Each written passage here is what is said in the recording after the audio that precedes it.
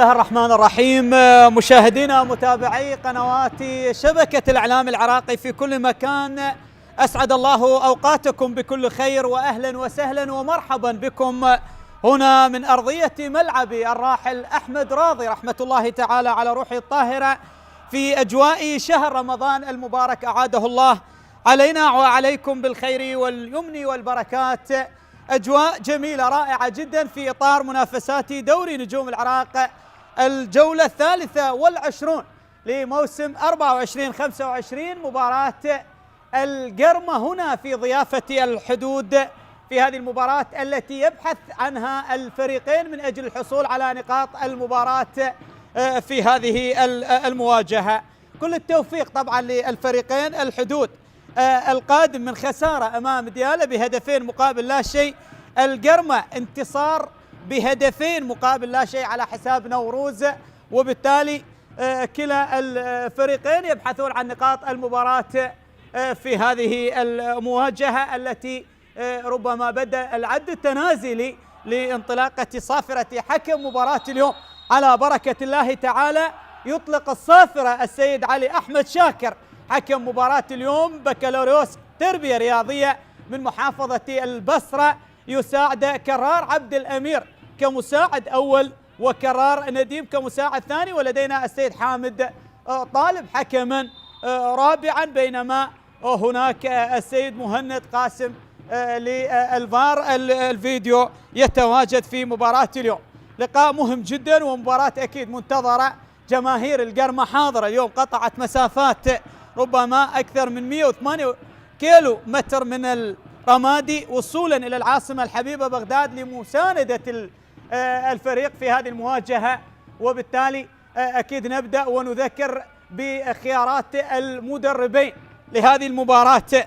بالنسبة للفريق الضيف القرمة، لكن بعد هذه المحاولة كرة تلعب داخل المنطقة، هذه خطيرة، الله الله، كرة أولى لمصلحة مؤمل عبد الرضا.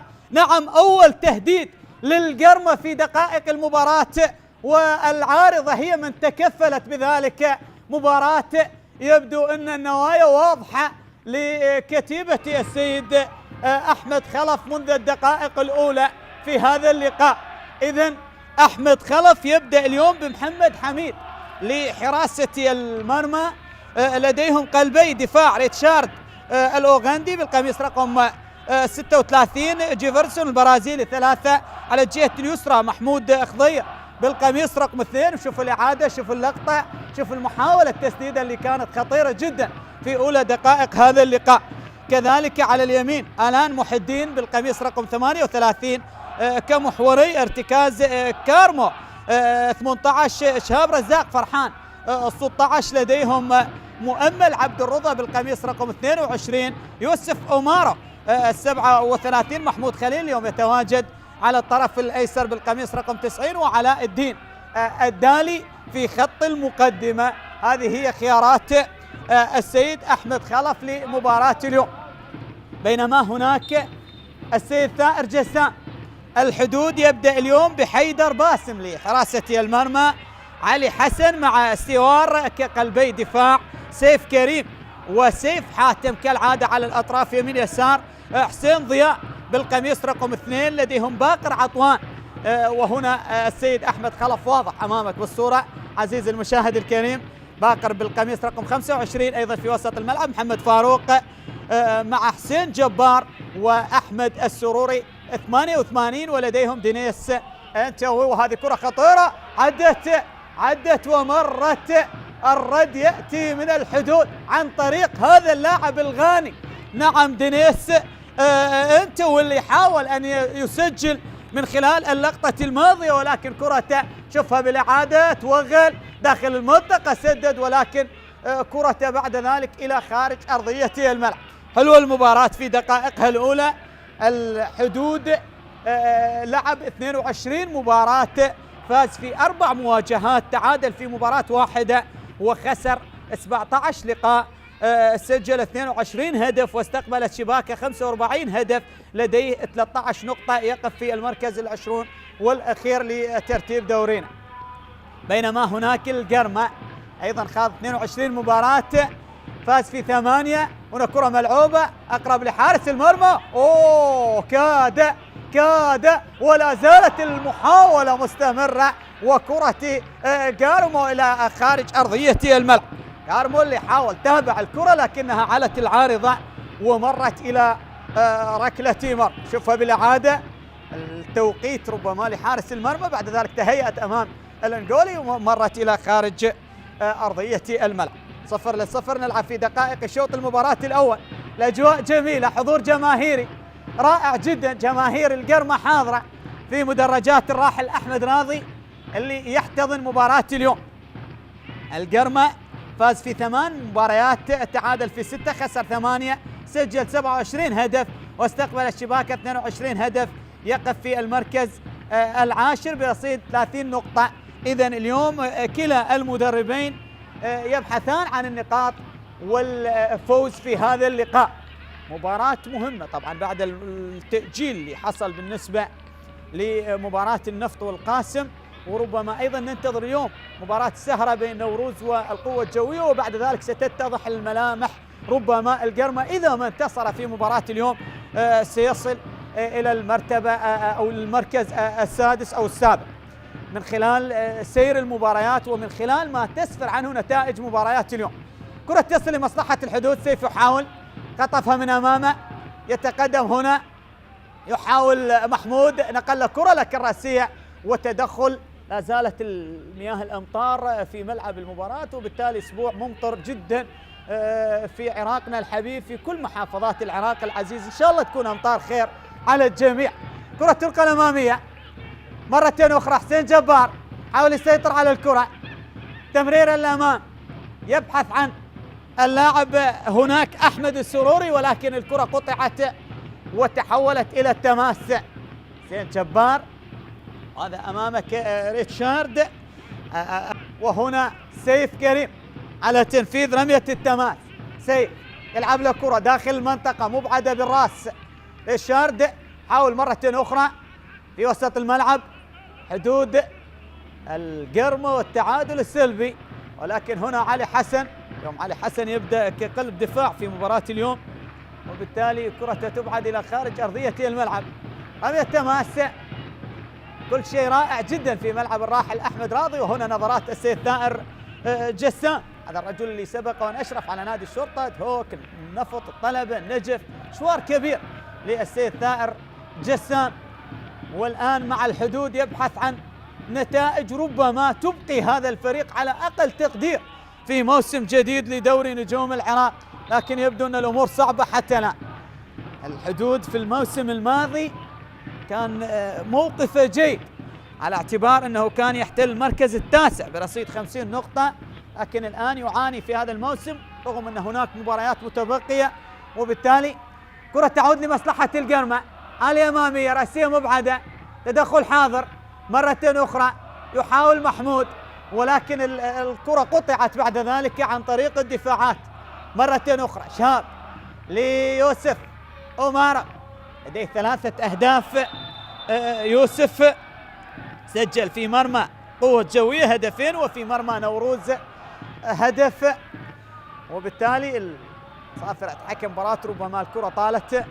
هذا آلان محي الدين لاعب منتخبنا الوطني، لاعب في الدوري السويدي، وكل الأمور رائعة جدا هنا، لكن ننتظر مباراة بمزيد من الإثارة. نأمل أن تكون الأهداف حاضرة في مباراة اليوم. ننتظر حكم المباراة السيد علي أحمد شاكر، آخر مباراة أدارها طبعا هنا أيضا على أرضية هذا الملعب ما بين النفط والنجف، واللي انتهت بالتعادل السلبي بدون أهداف. اليوم هو من يدير أحداث هذه المباراة رفقة مساعدي الكرار عبد الأمير مساعد الأول، وكذلك كرار نديم وحامد طالب حكما رابعا، بينما حكمنا الدولي السيد مهند قاسم في غرفة الفيديو.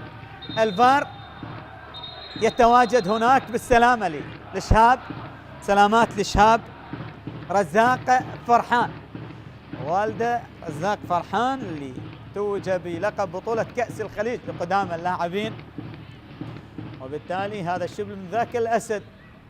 سلامات لإشهاب، شوفها بالإعادة، شوف اللقطة، الارتقاء، وبالتالي السقوط لإشهاب نتمنى له السلامة إن شاء الله، ونتمنى السلامة لكل اللاعبين بعيدا عن الإصابات. إن شاء الله ما تكون إصابات حاضرة في هذه المواجهة التي تجمع القرمة والحدود.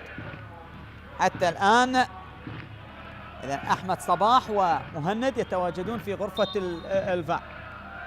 حكامنا عادت مرة أخرى تبعد عن طريق الدفاعات، وصلت براسية جيفرسون البرازيلي، ينقل له كرة من هناك، يبحث عن مؤمل عبد الرضا، حاول يسيطر على الكرة، ينقلها أمامية داخل المنطقة، ولكن تغطية ممتازة، تغطية رائعة لمين استوار. بعد ذلك الكرة طالت ومرت على الجميع وتحولت إلى خارج أرضية الملعب. الحدود اللي خاض أو لعب 11 مباراة على أرضه، فاز في 3، فاز على نادي ديالى بهدف مقابل لا شيء سجله حسين ضياء، وفاز على الكهرباء بهدفين مقابل 1 سجلت عن طريق داكوستا الغائب عن مباراة اليوم، يتواجد في مقاعد البدلاء، ودينيس الحاضر. وأيضا تغلب على الميناء ب3 أهداف مقابل هدفين، سجل دينيس يوم هدفين وفاروق محمد هدف، وكليهما حاضرين في التشكيل الأساسي لمباراة اليوم. بينما خسر في 8 مباريات على أرضه، اليوم يحاول يسعى أن يحقق انتصار جديد يضاف لسجلاته على أرضيته وبين أنصاره وجماهيره. بينما هذا الرجل اللي تشاهده أمامك السيد ثائر جسام أكيد يعلم ويدرك أهمية نقاط المباراة، ويعلم بأنه يلعب اللي أكيد لا ترضى إلا بالنقاط الثلاثة في مثل هكذا مباريات. رمية تماس، كرة تصل لدينيس لكن هناك صافرة. حكم المباراة ربما أعاد تنفيذ التماس أو ربما هناك مخالفة، ننتظر. نعم الكرة طالت وغادرت أرضية الملعب. هذا آلان محي الدين، سقوط على أرضية الملعب. تماس للقرمة، 0-0. لازلنا نلعب في شوط المباراة الأول مشاهدينا الكرام، الجولة 23، وبالتالي القرمة في الجولة القادمة سيستضيف نفط البصرة هناك في محافظة الرمادي، وبالتالي يبحث أكيد عن نقاط المباراة وبعد ذلك التفكير في قادم المباريات. بينما الحدود سيذهب لمواجهة القاسم في محافظة النجف هناك في ملعب النجف الدولي. كرة تلعب أمامية، آلان ينقل له كرة عالية، يبحثون عن علاء الدين الدالي السوري، يتواجد اليوم كمهاجم صريح في مباراة اليوم، سجل هدفين، هدف في مرمى الكهرباء وهدف في نفط ميسان. على فكرة يعني علاء الدين هو كان هداف نادي نفط ميسان في الموسم الماضي، لديه 18 هدف مع نادي نفط ميسان. اليوم يلعب بقميص القرمة ويحاول أن يسجل مع القرمة، يتألق مع هذا الفريق في هذا الموسم. كرة تعود مرة أخرى، تدخل وقطع الكرة، صافرة وخطأ، حكم مباراة قريب. هذا هو محمد فاروق الغاني، سجل في مرمى الميناء في مرمى نفط البصرة، وبالتالي اليوم يتواجد أساسيا ضمن خيارات السيد ثائر جسام في هذه المباراة.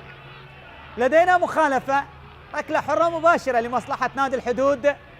فرسان الحدود أمام صقور الغربية، من يكسب الرهان في مباراة اليوم؟ كرة سهلة تصل لمحمد حميد نجم منتخبنا الوطني السابق، وأيضا مثل الأندية الجماهيرية، لعب لنادي الجوية، للشرطة، للكهرباء، للنفط، مسيرة كبيرة لهذا الحارس اللي الآن يتواجد أساسيا في خيارات السيد أحمد خلق. كرة ملعوبة وسط الملعب، محاولة تمريرة على الطرف، تصل على لأومارو، نقلت داخل المنطقة. هذه خطيرة، هذه خطيرة، لا زالت تسديدة. الله على كرة محمود خليل، نعم سدد بشكل مباشر، ولكن الكرة علت العارضة وذهبت إلى خارج أرضية الملعب. حلوة المباراة لدقائقها الأولى، وشوفها بالإعادة اللقطة والتصويبة واللي وصلت عن طريق أومارو بعد ذلك محمود يسدد الكرة إلى خارج أرضية الملعب. ركلة مرمى. مياه الأمطار الجوية في الأسبوع الماضي وفي الأيام القليلة ربما كان لها آثار على لاعبي كل الفرق، لا نتحدث عن فريق، وحتى تسببت في تأجيل أحد المباريات، مباراة النفط والقاسم هنا على هذا الملعب أجلت بسبب سوء الأنواع الجوية. كرة تعود أمامية، محاولة إيفرسون الأقرب، لكن الكرة بعد ذلك مرت إلى خارج أرضية الملعب. ركلة مرمى كما أشار كرار نديم المساعد الثاني لحكم مباراة اليوم، هذا هو محمد حميد على تنفيذ الكرة. كرة عالية وسط الملعب تصل لمحمود، لكن راسية سيف كريم يتدخل. باقر يحاول لسيف مرة أخرى، تمريرة أقرب لريشارد، خطفها من هناك دينيس دينيس دينيس دينيس، جول! ولكن حكم المباراة ربما أشار إلى وجود حالة تسلل في اللقطة الماضية. هذا دينيس أكيد يا دينيس، هناك الدولي مهند قاسم وكذلك السيد أحمد صباح في غرفة الفيديو. نعم هذه اللقطة اللي قبل قليل والهدف اللي سجل عن طريق دينيس، لكن يبدو أن حالة تسلل. ننتظر التأكيد يأتي للسيد علي أحمد شاكر من غرفة الفار من الفيديو، لا زال يتحدث مع السيد مهند قاسم. هذا هو علي أحمد شاكر نجل الحكم السابق، حكمنا أحمد شاكر كما ذكرنا لكم بكالوريوس تربية رياضية جامعة المعقل في محافظة البصرة، وبالتالي لا زال يتحدث للتأكيد هل هناك حالة تسلل أم هناك هدف. ننتظر ونتابع مشاهدينا الأحبة الكرام في كل مكان. دينيس يترقب وسيد ثائر جسام أيضا ينتظر، وهذا هو الغاني لا زال ينتظر قرار حكم المباراة. هنا أحمد خلف، الكل على أعصابه والكل ينتظر القرار النهائي لحكم المباراة السيد علي أحمد شاكر. لا زال هناك حديث ولا زال هناك تأكيد ولا زال هناك مراجعة للقطة الماضية، ولكن القرار يبقى لطاقم التحكيم سواء المتواجدين في غرفة الفيديو أو حكم مباراة اليوم السيد علي أحمد شاكر. دينيس يتكلم مع أومارا، وبالتالي لاعبين الأفارقة أكيد الحديث هنا مع حكم المباراة. إذا نعم حالة تسلل يلغى الهدف، هدف يلغى وركلة حرة غير مباشرة لمصلحة القرمة. يبقى التعادل السلبي، يبقى التعادل بدون أهداف في مباراة اليوم 0-0. هذه الإعادة، هذه اللقطة. نعم دينيس يتواجد في حالة التسلل وبالتالي هدف يلغى ويبقى التعادل بدون أهداف. مشاهدينا الكرام أحبتي في كل مكان، حتى الآن نواصل معكم. لا زال بوستافا الريكي يتصدر قائمة هدافي دورينا، نجم نادي زاخو ب 16 هدف، بعد ذلك مهند علي 15 هدف، مروان حسين 13 هدف لديه، أمجد عطوان 11، علاء عباس ويوسف بن سودة ب10 أهداف، الحارث حاتم وسيف رشيد نجوم نادي القاسم ب9 أهداف، شركة كريم ومحمد قاسم أربيل ولاعب النجف محمد قاسم 7 أهداف لكل منهما. قائمة هدافي دورينا مشاهدينا الكرام، زاخو في الصدارة مع الزوراء ب 46 نقطة حتى الآن، يتقاسمان صدارة الدوري. وهنا بطاقة صفراء ربما لأحد لاعبي فريق الحدود. ننتظر لمن البطاقة، بطاقة صفراء مخالفة هنا لمصلحة نادي القرمة. جماهير القرمة حاضرة في مدرجات الراحل أحمد راضي تؤازر وتتابع. إذن أحبتي الكرام، لآلان بطاقة صفراء، بطاقة صفراء لآلان محي الدين. وهنا الخطأ، كرة تلعب عالية أمامية بالراس تبعد مرتين أخرى، محاولة صافرة وخطأ مرتين أخرى، خطأ يحتسب. شهاب رزاق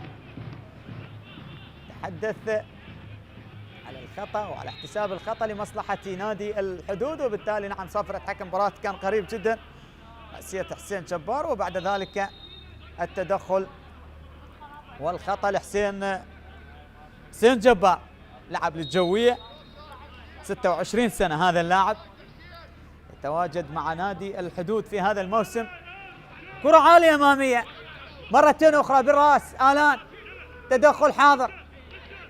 أكيد أرضية الملعب والأمطار، وبالتالي كل هذا له تأثير على مسألة السيطرة على الكرة بالنسبة للاعبي الفريقين. محاولة نقل الكرة ممتازة، محمود يحاول بالمباشر، تبعد بالرأس، علي حسن يتدخل، بعد ذلك تصل لمصلحة محمد فاروق. فاروق يكسب مخالفة، هذا هو الغاني محمد فاروق 29 سنة، لعب للكهرباء وكذلك لعب في الدوري النيجيري. محمد فاروق لاعب محور وسط فريق الحدود. ركلة حرة مباشرة، لا زال التعادل السلبي. 20 دقيقة مرت على شوط المباراة الأول مشاهدينا الكرام. عودة في وسط الميدان، نقلت من هناك، دينيس يحاول داخل المنطقة ولكن الكرة تبعد بعد ذلك. نعم الأمطار والمياه في أرضية الملعب كما أشرنا أيها الكرام لها أثر واضح جدا في اللقطة الماضية لدينيس خصوصا.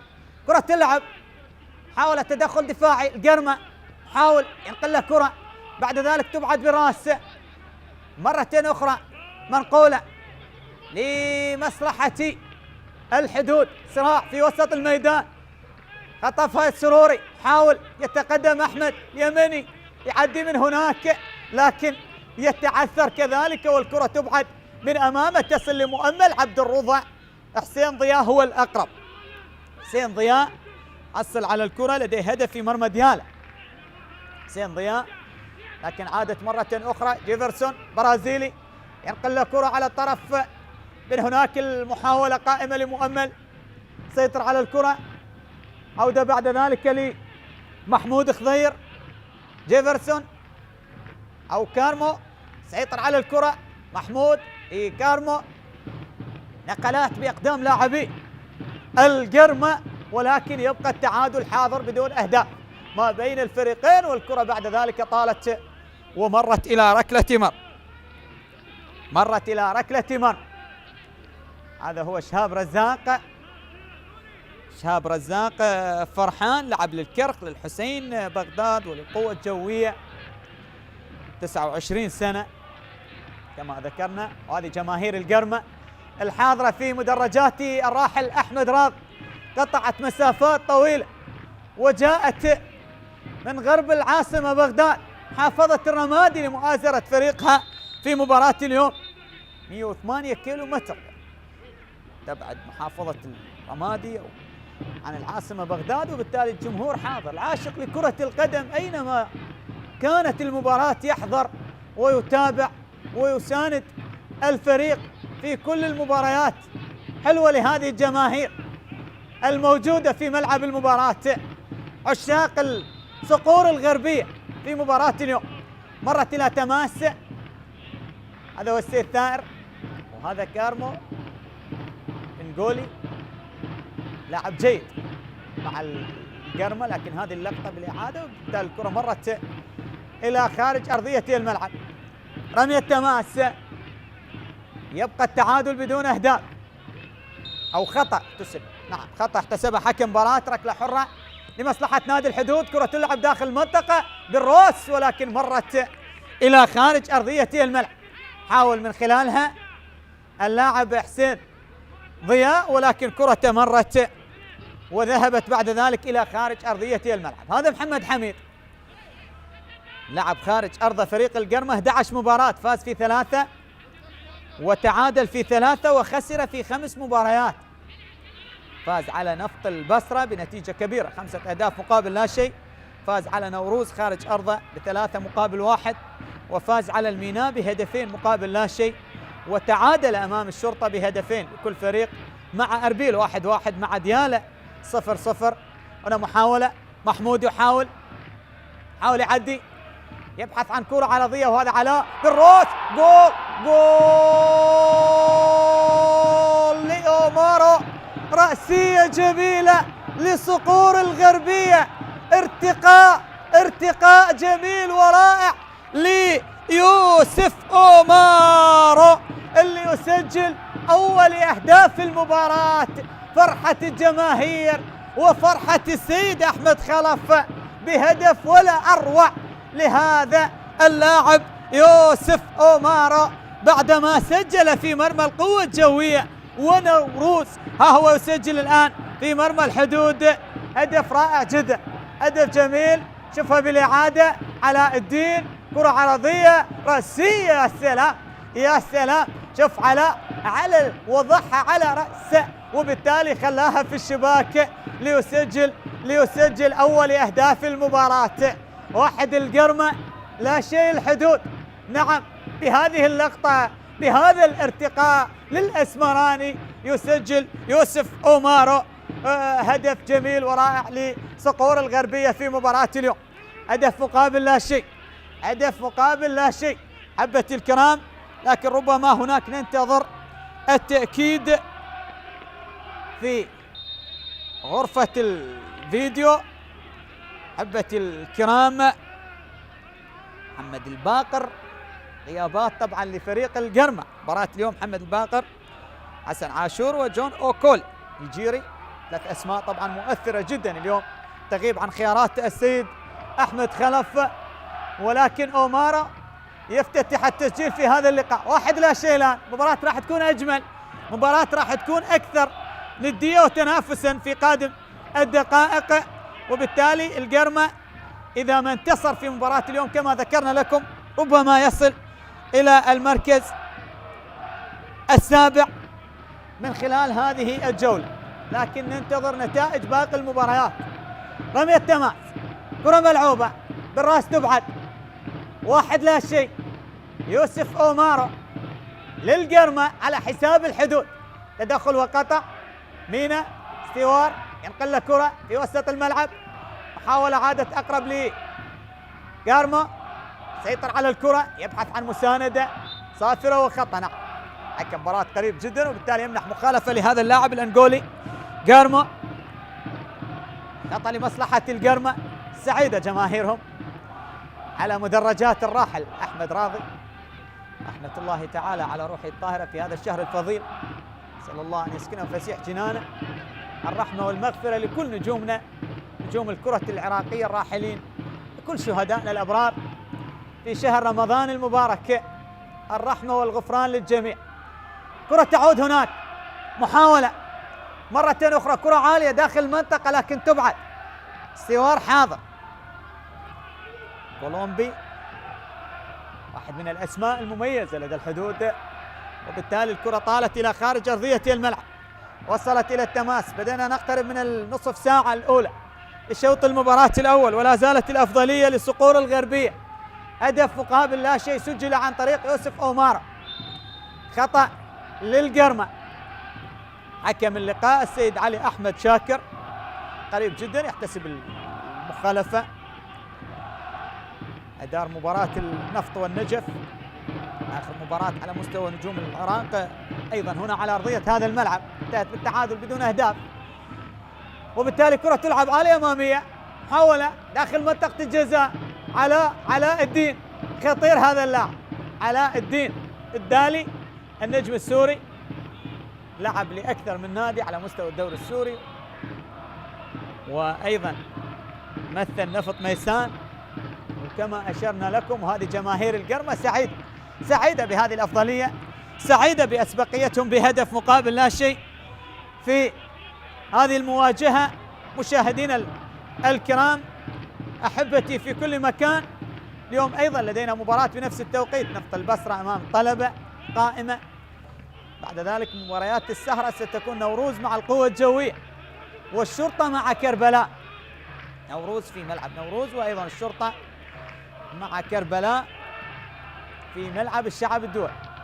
كرة تلعب، محاولة عادت لسيف كريم، نقلت لمصلحة باقر، حاول يعدي باقر عطوان، هذا من كربلاء. باقر عطوان لاعب نادي الحدود 23 سنة.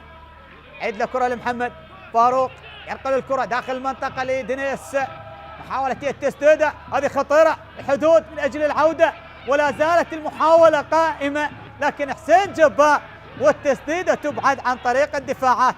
مرة أخرى مؤمل سيطر على الكرة، يبحث عن يوسف، ولكن التدخل حاضر. مباراة شوط أول جيد كلا الفريقين.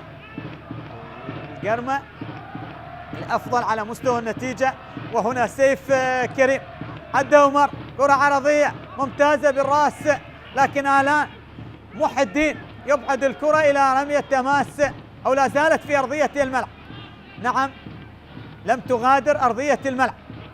عودة لي استوار، ينقل له كرة في وسط الملعب. سيف كريم حاول يتوغل، سيف يتقدم للأمام، مر عدى كرة عرضية، ولكن تدخل وإبعاد لريتشارد، يبعد الكرة ريتشارد إلى خارج أرضية الملعب. هذا الواضح أمامك بالصورة. ريتشارد الأوغندي 31 عام، وهذا يوسف أومارا صاحب الهدف الوحيد حتى الآن في مباراة اليوم. القرمة يسعى لخطف النقاط الثلاثة والعودة مع جماهير الحاضرة بالانتصار والفوز. كرة مبعدة بالرأس، لا زالت الخطورة قائمة، لكن بعد ذلك مؤمل عبد الرضا، عودة وإبعاد. كرة أمامية منتصف الملعب، أقرب لي باقر اللي يبعدها إلى رمية تماس. باقر عطوان يبعد الكرة إلى جانبين. قرمة يبحث عن الانتصار، يريد الفوز في مباراة اليوم كما تحدثت جماهيره قبل هذه المواجهة، تطالب بالانتصار. كرة تلعب على الطرف مرة أخرى. شهاب رزاق حاول يسيطر على الكرة، لكن تدخل علي حسن الأقرب، عادت مجددا لمصلحة القرمة. هذا شهاب رزاق ينقلها لمؤمل عبد الرضا، منقول الكرة على الطرف، لكن استوار برأسية تعود لحارس المرمى حيدر باسم. حيدر باسم اليوم اللي يتواجد أساسيا بديلا لعبد الرحمن. محمد يغيب عن مباراة اليوم. محمد كاظم هناك أيضا يتواجد في قائمة البدلاء. بالنسبة للسيد ثائر جسام، رأسية تبعد هنا الآن. محي الدين عالية الكرة، يبحث عن يوسف أومارا، لكن الكرة أبعدت إلى رمية تماس. هذا علي حسن واضح أمامك بالصورة، لعب للجوية وللقاسم. قلب دفاعات الحدود وجانبية لمصلحة نادي القرمة. مشاهدينا الكرام، مشاهدينا الأحبة في كل مكان، تبقى الأفضلية لمصلحة نادي القرمة بهدف يوسف أومارا، لا شيء للحدود. تلعب الكرة داخل المنطقة، تدخل لاستوار، مينا يحاول أو محمد فاروق، أبعدت إلى ركلة ركنية. ركلة ركنية أيها الكرام في كل مكان. لا زلنا نتابع ولا زلنا نشاهد. وهذا علاء الدين الدالي حاضر أمامك، بينما هنا الركنية على التنفيذ مؤمل عبد الرضا. يلعب الكرة السريعة على الطرف، تصل لآلان محي الدين، كرة عرضية، لكن حيدر يتدخل، كرة لا زالت فيها خطورة، بعد ذلك تبعد بالرأس. لا زال القرمة يبحث عن ثاني أهدافه في شوط المباراة الأول. تدخل حاضر بقية الملعب كما أشرنا أيها الكرام. أنواع الجوية، الأمطار ربما يكون لها أثر واضح على لاعبي الفريقين في هذه المباراة، بالتالي تبعد مرة أخرى. أقرب لسيف حاتم، ينقل له كرة للأمام، يبحث عن السروري، ولكن التغطية حاضرة صافرة وخطأ. خطأ على اليمني صاحب 26 سنة أحمد السروري، لعب للنفط للقوة الجوية وسجل هدف في مرمى الزوراء. بالتالي مخالفة وخطأ لمصلحة نادي القرمة، خطأ للقرمة. هذه بالإعادة، هذه اللقطة مع جيفرسون البرازيلي أحمد السروري. تلعب الكرة عالية بالراس، وصلت علاء الدين، يحاول يمر لكن علي حسن يتدخل بمساعدة الأمطار اللقطة الماضية، وبالتالي الكرة تعود لدفاعات الحدود. تنقل عالية، حسين جبار حاول يسيطر على الكرة، عادت لباقر عطوان لسيف كريم حاول يمر مرتين أخرى باقر لسيف أطفها يا قارمو، حاول الجولي، ممتازة الكرة، تمريرة خطيرة لعلاء علاء، ولكن الكرة أقرب بعد ذلك لحارس المرمى، رغم أن علاء الدين كان يطالب بخطأ وبركلة جزاء، ولكن أكيد حكم المباراة هو الأقرب يا علاء الدين، حكم المباراة هو القريب، هو اللي يقرر، بالتالي لا يرى في ذلك شيء. كرة تعود مرة أخرى، محاولة للقرمة، أفضل القرمة على مستوى الاستحواذ، على مستوى النتيجة في شوط المباراة الأول. هذه بالإعادة، هذه اللقطة، هذه محاولة لكن طالت الكرة ووصلت بعد ذلك لحارسي المرمى. كرة تلعب لسيف من أمامه، التدخل حاضر والإبعاد إلى جانبية. حكم مباراة يقول لا شيء في اللقطة الماضية خلاص، رغم أن سيد أحمد خلف كان يطالب بالعودة لتقنية الفار فيديو، لكن علي أحمد شاكر يقول لا شيء في ذلك. خلاص جانبية تلعب لمصلحة أومارو، سيطر على الكرة يوسف أومارو، لكن محاصر دفاعيا، وبالتالي الكرة تعود أقرب لي اللاعب سيف حاتم. تدخل حاضر والإبعاد، هذا هو آلاء محي الدين، لاعب منتخبنا الوطني ولعب في الدوري السويدي، لاعب جيد. سيف كريم يلعب له كرة بالراس، أغلب كرات الحدود مقطوعة، والضغط واضح من لاعبي القرمة على حامل الكرة، بالتالي الكرة طالت، يبدو أنها غادرت أرضية الملعب إلى ركلة مرمى.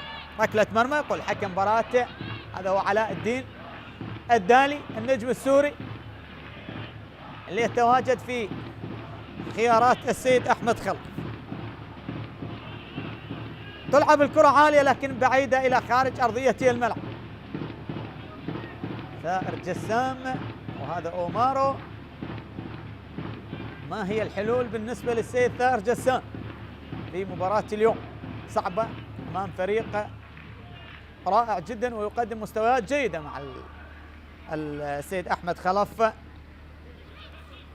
اللي تسلم المهمة خلفا للسيد غازي فهد، وقاد القرمة في آخر 5 مباريات. هذه بالإعادة، هذه اللقطة، لقطة الهدف للقرمة، رأسية أومارو، هدف جميل كان ورائع جدا، فاز في 3 السيد أحمد خلف، وخسر في مباراة واحدة أمام نفط ميسان، وتعادل أمام الكهرباء، بينما فاز على الميناء وعلى القوة الجوية وعلى نوروز. نتائج جيدة للسيد أحمد خلف مع القرمة، ولا زال يتقدم هنا في ملعب الراحل أحمد راضي على حساب الحدود بهدف مقابل لا شيء. كرة تلعب، محاولة طالت إلى تماس، غادرت الكرة الماضية. هذا هو ريتشارد اللاعب الأوغندي، وهذا استوار الكولومبي لاعب فريق الحدود. قرمو في الاستلام لآلان محي الدين، يتقدم للأمام يبحث عن زميل، لكن التغطية حاضرة، بعد ذلك خطفها علاء الدين، علاء يحاول رأسية، وصلت هنا لمحمود، لكن الإبعاد حاضر وجانبية لمصلحة القرم. لآلان محي الدين جانبية للقرمة، 1 لا شيء. نقترب من الدقائق القليلة المتبقية على نهاية شوط المباراة الأول. مشاهدينا الكرام، متابعينا عبر قنوات شبكة الإعلام العراقي النقل الحصري لمباريات دوري نجوم العراق لموسم 24-25. لا زال القرمة يتفوق على حساب الحدود في هذا اللقاء. جولة 23 لدوري نجوم العراق، تبقي ربما جولة 24، وبعد ذلك سيكون توقف من أجل إتاحة الفرصة لتفريغ اللاعبين للسود الرافدين منتخبنا الوطني في التصفيات المونديالية. كل التوفيق لمنتخبنا الوطني العراقي الحبيب في مباراتين قد تكون الأهم للكرة العراقية أمام الأزرق الكويتي وأمام منتخب فلسطين. أتمنى التوفيق لمنتخبنا وإن شاء الله النقاط، وبعد ذلك قطع شوط ربما أو بنسبة كبيرة الوصول إلى المونديال العالمي. محمد حميد غاضب في اللقطة الماضية، ينقل له كرة عالية تنقل من هناك بالراس، ولكن مرت إلى تماس، غادرت إلى جانبين. هذا هو علي أحمد شاكر، حكم درجة أولى، بكالوريوس تربية رياضية، حكم جيد يدير مباراة اليوم. كرة ملعوبة، إشارد ينقل له كرة عالية لكن أقرب لدفاعات الحدود. علي حسن يتدخل، علي لا زالت الكرة في أرضية الملعب، حاول يسيطر على الكرة، محاولة بينه وبين محمود، ولكن التدخل حاضر. أو علاء الدين يتحصل على الكرة، هذه خطيرة، وصلت هناك لمؤمل عبد الرضا، لا زالت الخطورة قائمة. مؤمل من هناك ضغط واضح لسيف حاتم، عادت للقرمة داخل المنطقة، هذه خطيرة. محمود يحاول تتهيأ الكرة، لكن محمد فاروق في المكان المناسب، بعد ذلك تبعد الكرة، وصلت للسروري، تدخل حاضر سروري، لكن قطعت مرة أخرى. القرمة ضغط العاملين لاعبي القرمة على حامل الكرة، وبالتالي كرة ملعوبة من هناك بعيدة ليسترجعها سيف، لكن يبدو أنها صافرة وخطأ لسيف حاتم، صافرة وخطأ. يعتذر مؤمل. حلو، لقطة جميلة، لقطة معبرة، روح الرياضية ما بين لاعبي الفريقين، وبالتالي هذا هو الشيء الأجمل في كرة القدم. خطأ لمصلحة نادي الحدود. إذن تلعب الكرة في وسط الملعب، محاولة لمصلحة جيفرسون، ينقل الكرة لمؤمل لكن أبعدت إلى رمية تماس للحدود. عالية الكرة أمامية، تدخل حاضر، وبعد ذلك تسترجع عن طريق الدفاعات البرازيلي جيفرسون مرة أخرى لمؤمل، سيطر على الكرة، طالت على اللاعب شهاب رزاق. هذا هو شهاب رزاق الواضح أمامك بالصورة عزيزي المشاهد الكريم. ولا زالت الأفضلية للقرمة، هدف مقابل لا شيء. يوسف أومارو طالت من أمامه، عادت لحسين جبار، ولكن تبعد أمامية التمريرة. علي حسن الأقرب في التدخل والإبعاد، عادت عن طريق ريتشارد، ينقلها لأومارو، أومارو مع علي حسن، الكرة مرت على الجميع وذهبت إلى ركلة مر. شوط أول قد يكون أقرب لمصلحة القرمة بهدف وبرأسية أومارو من خلال ما شاهدنا مشاهدينا الكرام. مباراة الذهاب طبعا اللي جمعت الفريقين، طبعا على فكرة هي المواجهة الوحيدة ما بين الفريقين على مستوى المواجهات، انتهت لمصلحة القرمة ب3 أهداف مقابل 1. سجل محمد عدنان دوحي الغائب عن مباراة اليوم، وربما يتواجد في مقاعد البدلاء، ومحمود خليل سجل يومها، ومحمد مزهر أيضا يتواجد في مقاعد البدلاء، بينما داكوستا الغائب عن مباراة اليوم أيضا في مقاعد البدلاء سجل هدف الحدود. كرة تعود لريشارد، ينقل له كرة أقرب لحسين جبار، حافظ على الكرة، حسين يمر أو سيف مرة أخرى، سيف كريم يتوغل، قطعها جانمو، قطعت ومرت إلى جانبين خارج أرضية الملعب، تحولت من هناك. مشاهدينا الكرام متابعي قنوات شبكة الإعلام العراقي، أجواء جميلة في شهر رمضان المبارك، وبالتالي دورينا دوري نجوم العراق الجولة 23. لا زالت الأفضلية هنا للقرمة على حساب الحدود في هذه المباراة. كرة تعود مرة أخرى، حسين ضياء نقل كرة لاستوار، مين السوار؟ محمد فاروق. محمد ينقل كرة في وسط الملعب لكن بعيدة على زميله، طالت على السروري وتحولت إلى خارج أرضية الملعب.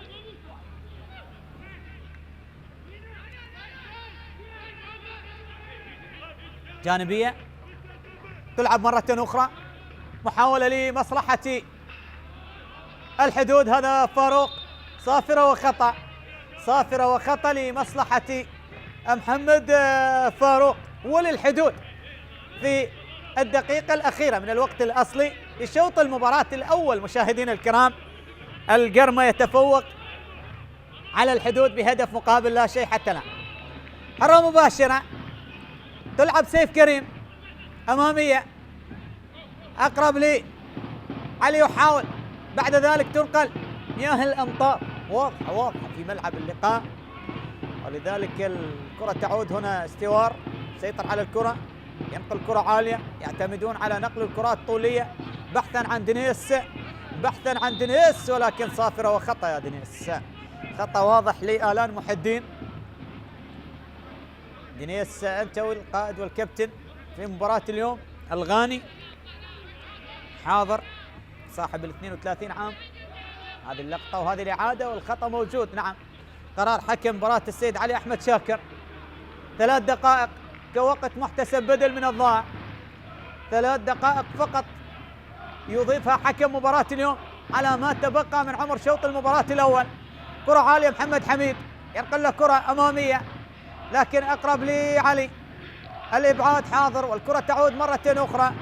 القرمة باسترجاع الكرات ممتاز في شوط المباراة الأول، عادت في وسط الملعب، هذا دنيس للسروري، عالية أمامية أقرب لمحمد حميد، سيطر على الكرة محمد حميد، كرة سهلة. محمد بالمباشر يلعب الكرة للأمام، يبحث عن أومارا وعلاء الدين، ولكن لدينا لاعب ربما ساقط على أرضية الملعب. بالسلامة لعلي حسن، قلب دفاعات فريق الحدود. نعم، علي حسن هذا اللاعب اللي كما ذكرنا لكم مشاهدينا الكرام لعب للقوة الجوية وللقاسم، وسلامات إن شاء الله.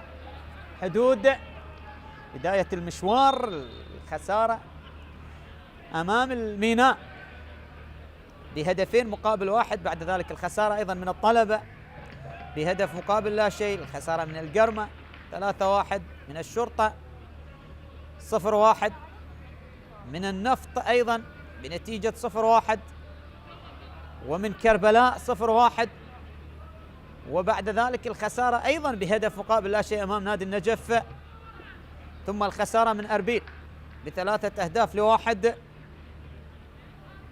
وبعد ذلك جاء الانتصار الأول للحدود على حساب نوروز خارج الديار بهدفين مقابل 1، ثم الخسارة من دهوك ب4-1.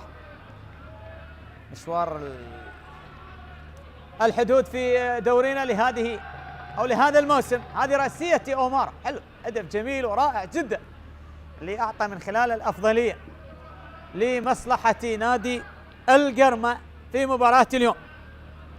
أيضا الخسارة من القوة الجوية ب3 لهدفين، وربما تعتبر أفضل نتيجة على مستوى الخسائر اللي تلقاها الحدود، أجمل مباراة لهم أو أفضل خسارة أمام القوة الجوية ب3 مقابل هدفين. بعد ذلك خسارة من القاسم 4-2، خسارة من نفط ميسان 3-1، الفوز على ديالى بهدف مقابل لا شيء، خسارة من الزوراء 3-2،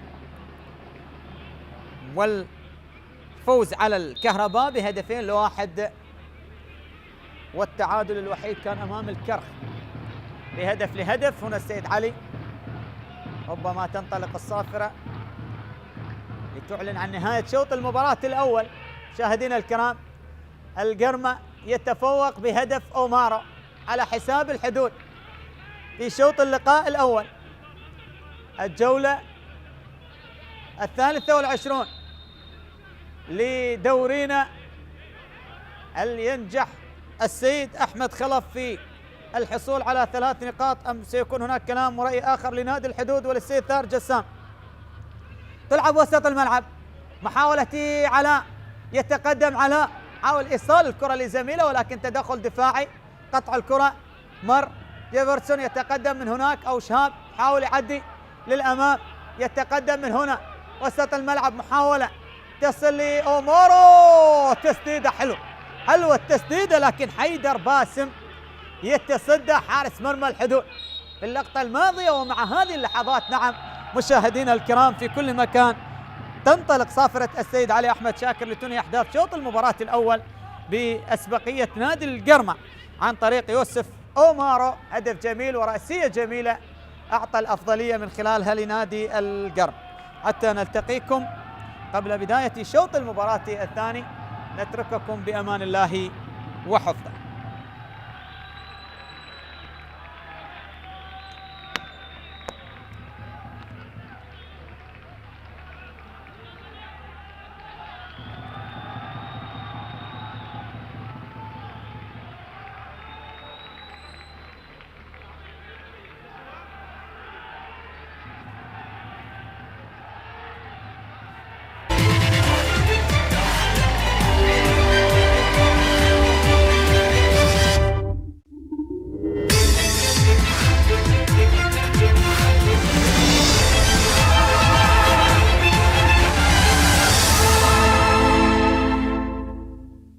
لاعب منتظر عادل عد، منتظر مر، والكرة لا زالت مستمرة لحسام. جول! هذا هو سويعيد، والهدف الأول. الكهرباء يسجلون أول أهداف المباراة. نعم، الفريق الذي يولد الحماس ويشعل المنافسة لا يعرف سوى طريق الهجوم واللعب الجميل. هذا هو الكيان، ليس مجرد اسم بل هو طاقة كروية متجددة هنا في معقل الصواعق، في معقل الزوراء. يصنع نعم ويرسم ويسجل السويعيد وأول أهداف اللقاء. الصناعة تأتي من نهاد محمد، والسويعيد حطها بالراس بأول أهداف المباراة بهدف أول. يا نهاد محمد يرفض الاحتفال. نهاد محمد، وللمرة الثانية هنا الكهرباء نعم يتجدد في معقل الصواعق في ملعب الزوراء. يرسمون المجد بأقدام لاعبهم، لا يعرفون المستحيل، يتقدمون بهدف ثاني بالمباراة. وهذه المباراة الرائعة، والهدف الثاني للكهرباء عن طريق اللاعب نهاد محمد.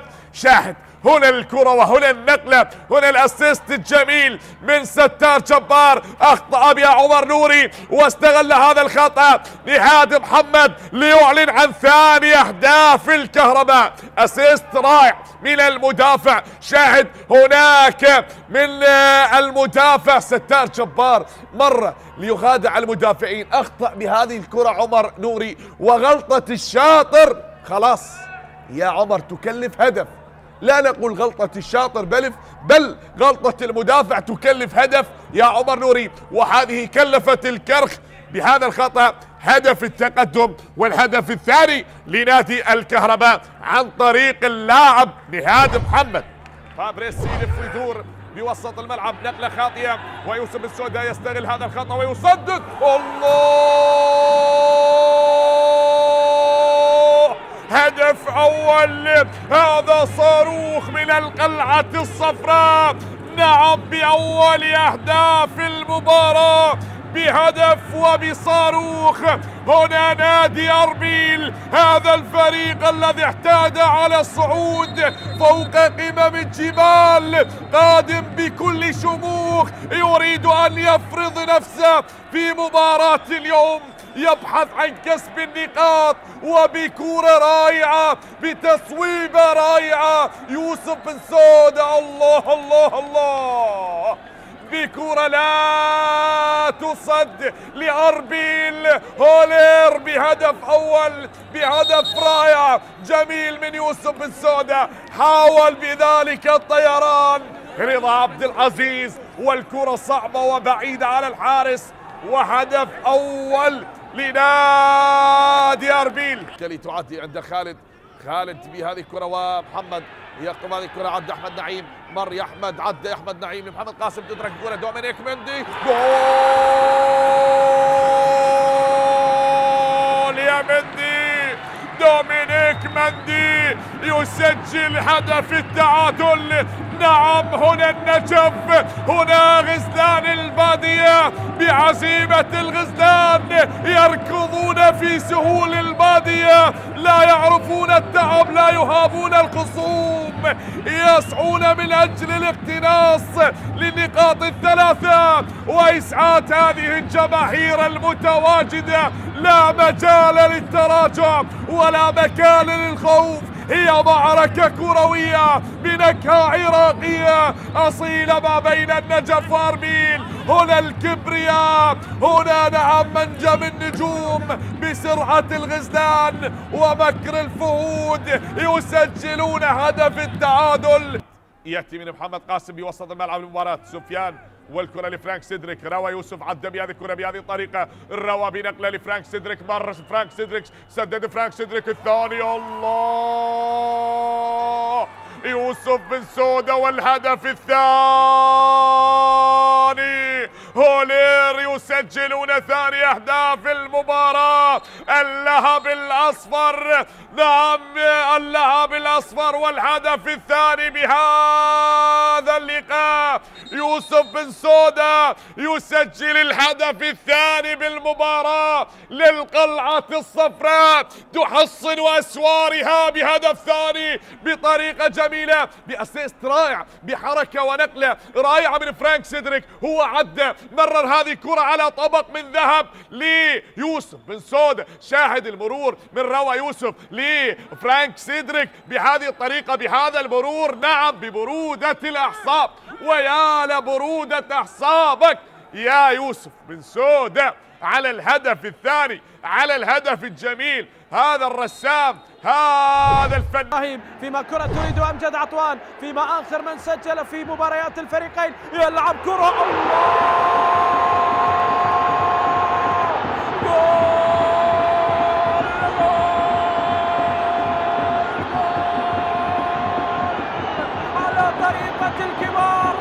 بطريقته الخاصة، بوصفه الخاص، أمجد عطوان يشعل مدرجات ملعب زاخو، يجعل مدينة الخابور تراجيجها وضجيجها وكل شيء على مدرجات ملعبها يسمع ويرى ويشاهد.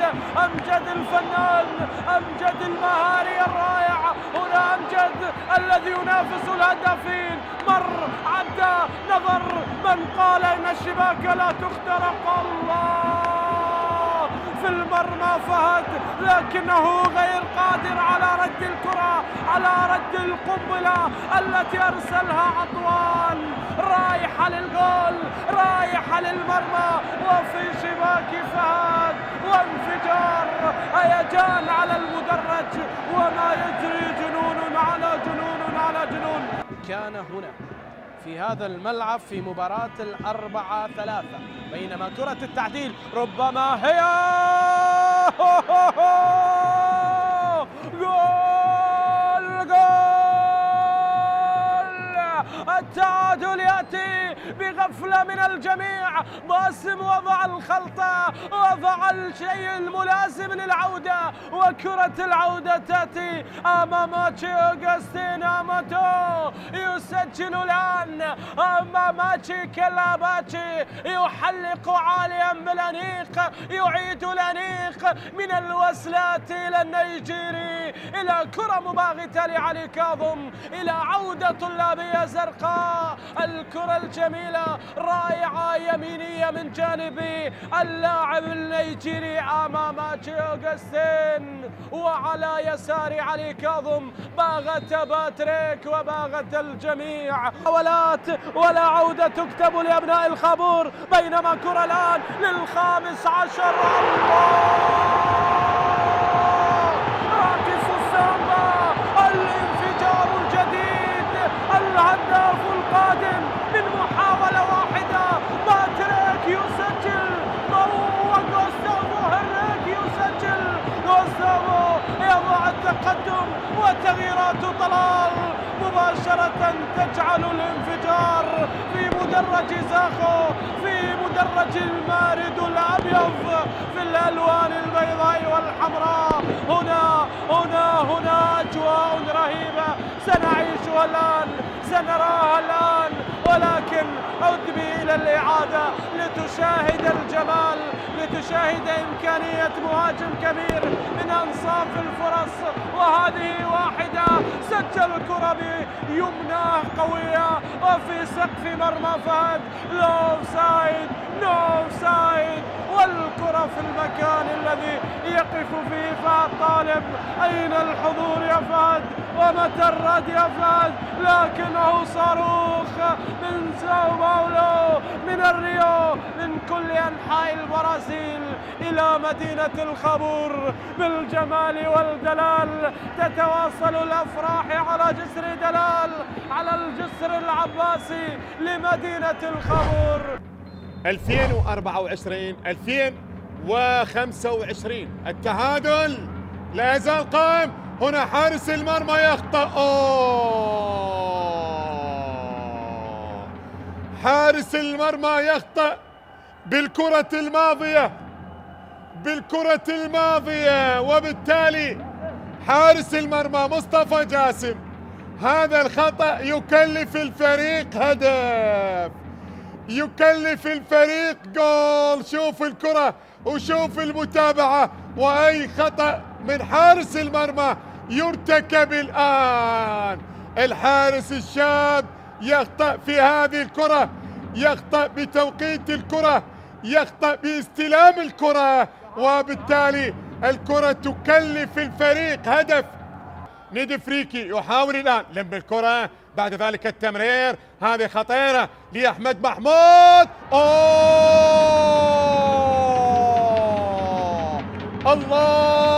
الله، جول ثاني، هدف ثاني لأبناء السليمانية، هدف ثاني لأبناء السليمانية الآن.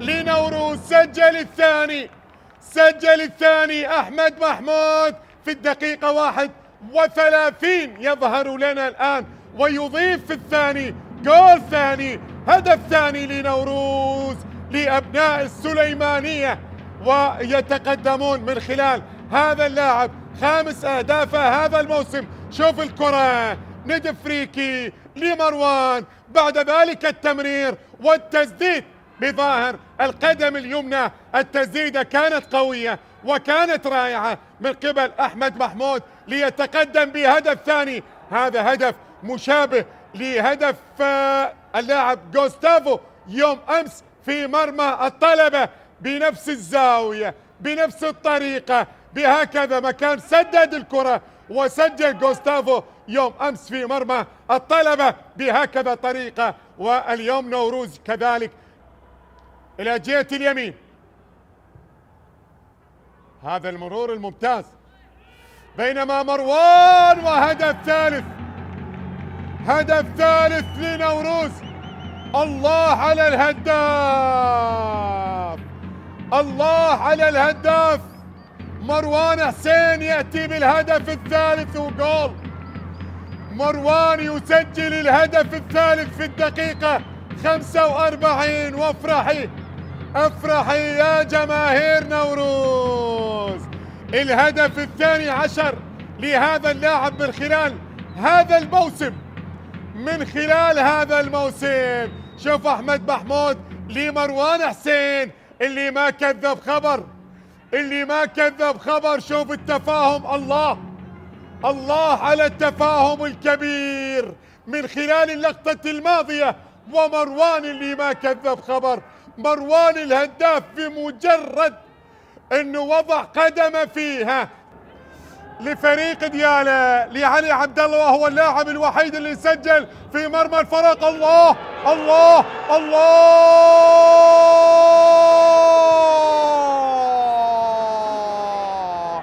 في ذكر الاهداف الجميله ياتي جميل الهدف، ياتي جميل الهدف هذه المره.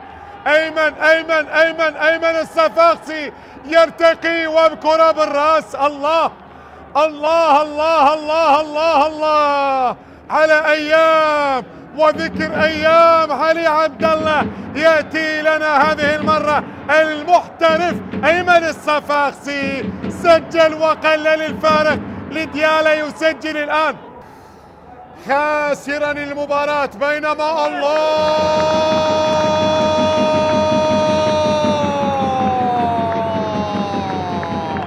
مروان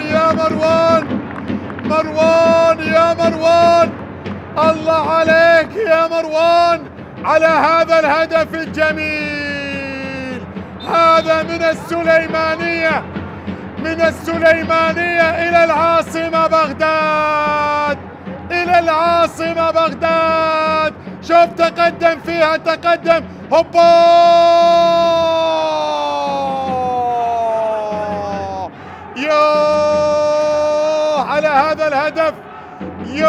على هذا الهدف الجميل. الله عليك يا مروان حسين، يا سلام. علاء سعد يتقدم، علاء جول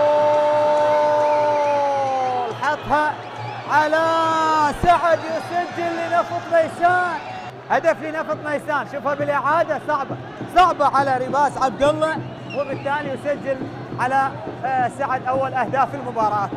1-0. هذا الهدف سيغير كثيرا من شكل المباراة، سيعطينا أجواء أكثر إثارة في قادم الدقائق.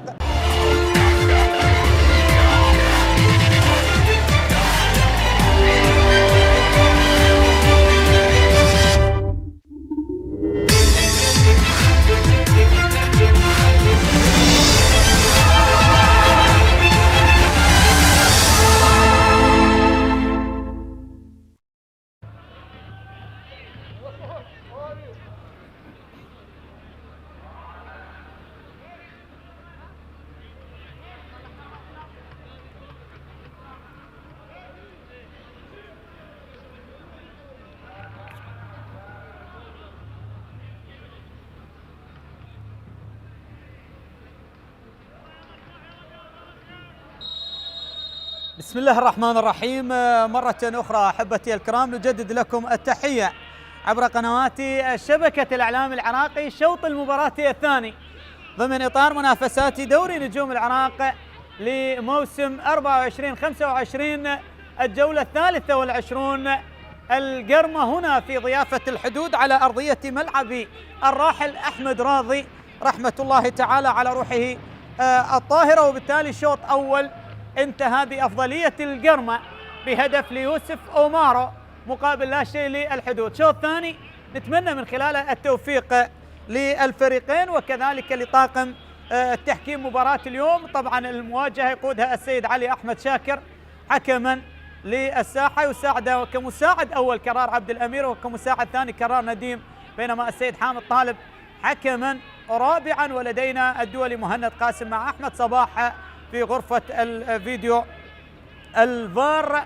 كل التوفيق للجميع، إن شاء الله نشاهد شوط ثاني مميز بعدما شاهدنا شوط أول رائع جدا. وهنا أحمد خلف اللي أكيد يبحث عن النقاط والانتصار في مباراة اليوم أمام الحدود بنفس الأسماء. ننتظر إذا كانت هناك تغييرات أو لا، من خلال ما نشاهده سنتعرف على تشكيلة الفريقين. يبدو أنهم بنفس الأسماء. هنا صاثرة وخطأ لمصلحة الحدود. هذا مين استوار غاضب جدا على اللقطة الماضية، بالتالي يوسف أومارو مع مين استوار، الدفع واضح والخطأ موجود وحكم مباراة كان قريب، وبالتالي أشار إلى وجود المخالفة في اللقطة الماضية. لقاء الذهاب ما بين الفريقين انتهى أيضا للقرمة ب3 أهداف مقابل 1، والآن المواجهة لا زالت للقرمة بهدف أومار 1-0، لكن لا زلنا في بداية شوط المباراة الثاني، والحديث عن مسألة الانتصار لا زال مبكرا، لكن هنا جماهير كبيرة، جماهير القرمة حاضرة في مباراة اليوم. كرة تلعب عن طريق سيف، نقلت من هناك لحسين جبار، حاول يعدي، حاول يمر من أمامه، والتدخل حاضر، والكرة إلى ركلة ركنية أولى في شوط اللقاء الثاني لمصلحة نادي الحدود. ركنية للحدود، هذا حسين جبار، هذا من القوة الجوية. الحدود يريد العودة، فرسان الحدود أمام صقور الغربية. من سيقتنص النقاط الثلاثة في هذه المواجهة وفي هذا اللقاء؟ ركلة ركنية، تلعب الكرة داخل المنطقة، ولكن التدخل، وبالتالي لم تجد أي متابعة، بالتالي أقرب لدفاعات القرمة.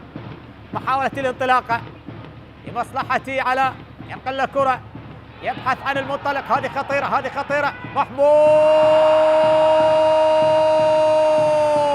يا سلام، هذا البديل، هذا اللي اشترك في شوط المباراة الثاني. نعم، محمد عدنان دوحي يسجل لمصلحة القرمة ثاني الأهداف، وهذه فرحة دوحي وفرحة الجماهير بعدما سجل في مرمى الشرطة، وكذلك الحدود ونفط البصرة والميناء يسجل الهدف الخامس الشخصي له وثاني أهداف القرمة في مباراة اليوم. هدف رائع جدا، شوف الخطأ الدفاعي، بعد ذلك خطفها وضعها في الشباك، صعبة على حيدر باسم، يسجل ثاني أهداف القرمة في مباراة اليوم. لا شيء، محمد عدنان يبدو اللاعب البديل، تغيير اللي أجراء السيد أحمد خلف في فترة الاستراحة، وبالتالي يضاعف نتيجة اللقاء. محمد عدنان دوحي لعب للهوك للصناعة لسامراء، وأكيد لديه 27 سنة، هذا اللاعب يضاعف نتيجة المباراة. محاولة من جديد، القرمة أفضل في مباراة اليوم، أكثر استحواذا، أكثر سيطرة على الكرة، يتقدم بهدفين، هنا صافرة وخط. حكم المباراة يشير إلى وجود مخالفة وركلة حرة مباشرة لمصلحة نادي الحدود.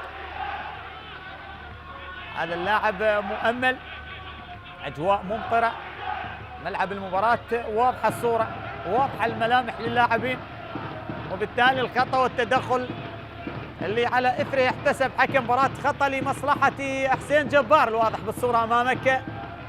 خطأ للحدود في مكان قريب، مكان خطير جدا على مرمى محمد حميد.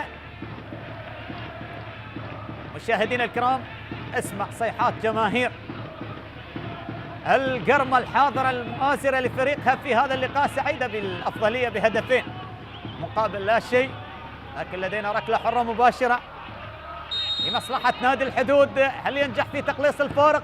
كرة اللعب داخل المنطقة خطيرة، ومحمد حميد يتدخل ويبعد الكرة إلى ركنين.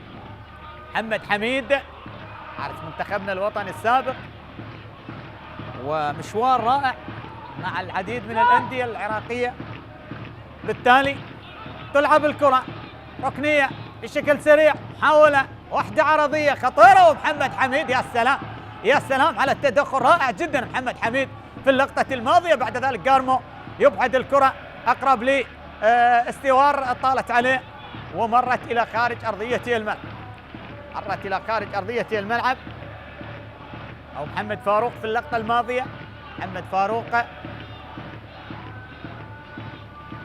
هنا المحاولة لمحمد محمود خضير، يلعب التماس، هناك صافرة، هناك خطأ أشار إليه حكم المباراة لمصلحة علاء الدين الدالي، اللي واضح أمامك بالصورة، هداف نفط ميسان في الموسم الماضي، 18 هدف سجل مع نفط ميسان، وبالتالي يبحث عن نفسه مع القرمة في هذا الموسم. حتى الآن هو متألق مع فريق القرمة.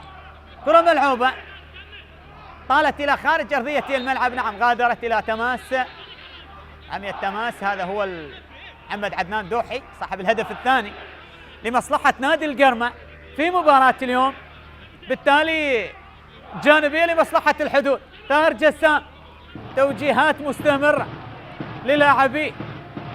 طاهر جسام على فكرة يعني هو بطل الدوري الأردني مع الوحدات، وبطل درع الاتحاد الأردني أيضا مع الفيصلي، أيضا لديه مشوار مع منتخبنا الوطني في عام 85، وقاد الشرطة وهوك نفط طلبة نجف نفط ميسان. مشوار كبير، خبرة كبيرة لهذا الرجل، ولكن يبدو أن الأمور صعبة مع الحدود في هذا الموسم حتى الآن. كرة قطعت وطالت إلى خارج أرضية الملعب، تحولت إلى جانبية لمصلحة الحدود. شوط ثاني، من سيظفر بنقاط المباراة الأخرى؟ يبدو أن شوط المباراة الأول انتهى لمصلحة نادي الطلبة بهدف مقابل لا شيء على حساب نفط البصرة، وهناك لا زالت النتيجة بأفضلية الطلبة، لا زالت بأفضلية الطلبة بهدف مقابل لا شيء. هنا الركنية، سيف كريم، ركلة ركنية لمصلحة الحدود، تنقل الكرة خطيرة، ومحمد حميد كالعادة محمد حميد يتدخل ويبعد الكرة للأمام، تصل لعلاء، خطفها علاء، حاول يتقدم علاء، مر عدى راح، انطلق علاء الدين يبحث عن المساندة، قد يصل بها لمحمد أو لمؤمل عبد الرضا. مؤمل يسيطر على الكرة قبل أن تغادر المحاولة، بعد ذلك التدخل لسيف في الإبعاد. سيف حاتم نادي الحدود مرة أخرى، عادت لشهاب رزاق وسط الملعب القرمة صقور الغربية. محمد عدنان دوحي حاول يمر بينه وبين حسين ضياء، ولكن الإبعاد حاضر والكرة طالت إلى رمية تماس. هذا حسين ضياء وهذا دوحي. محمد عدنان صاحب الهدف الثاني لمصلحة القرمة. مشاهدينا الأحبة الكرام في كل مكان، لازلنا معكم نواصل ونتابع اليوم كما ذكرنا لكم بعض الغيابات مؤثرة طبعا لفريق القرمة. غياب محمد الباقر كريم للإصابة، وحسن عاشور كذلك للإصابة، وجون أوكولي نيجيري عدم جاهزية. بالتالي ثلاث عناصر قد تكون مؤثرة نوعا ما بالنسبة للقرمة في مباراة اليوم. ننتظر ونتابع. كرة تبعد عن طريق استوار، محاولة من جديد وسط الملعب، الكرة أقرب لمحمد حميد، سيطر على الكرة محمد حميد. طلبة لا زال هناك يتفوق بعد هذه المباراة، أيضا مباراتين مهمة جدا على مستوى ترتيب سلم الجدول أو سلم ترتيب دورينا. القوة الجوية في مباراة أيضا ما تخلو من الصعوبة أمام نوروز فريق المتطور، وأيضا الشرطة يستضيف كربلاء الساعة 11:30.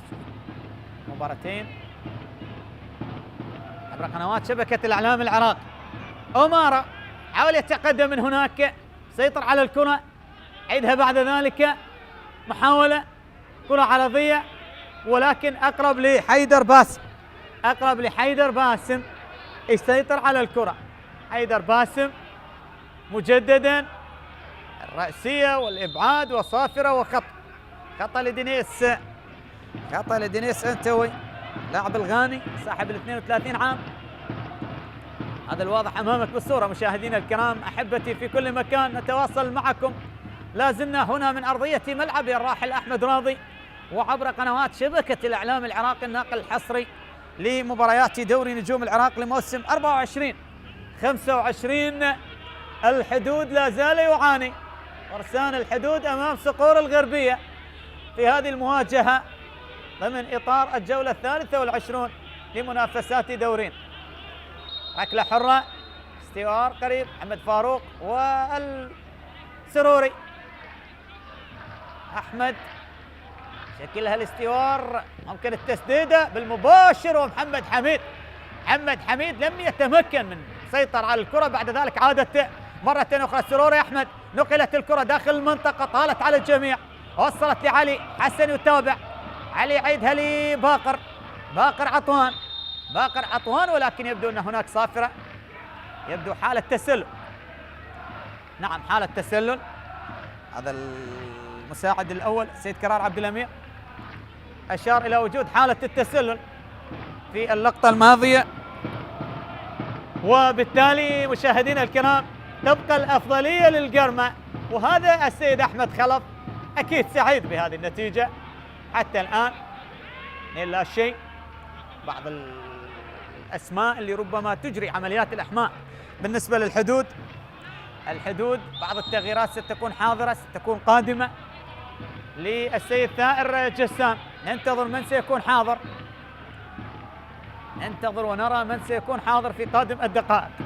هذا باقر لم يسيطر على الكرة، بعد ذلك أقرب لحارس مرماه حيدر باسم في اللقطة الماضية. مشاهدينا الأحبة الكرام في كل مكان نواصل ونتابع معكم. قد يكون هناك تغييرات، نعم أعطيناها يا مخرجنا قادر حسين جبار. حسين جبار الدخول لأحمد فاضل ولحسن السروري.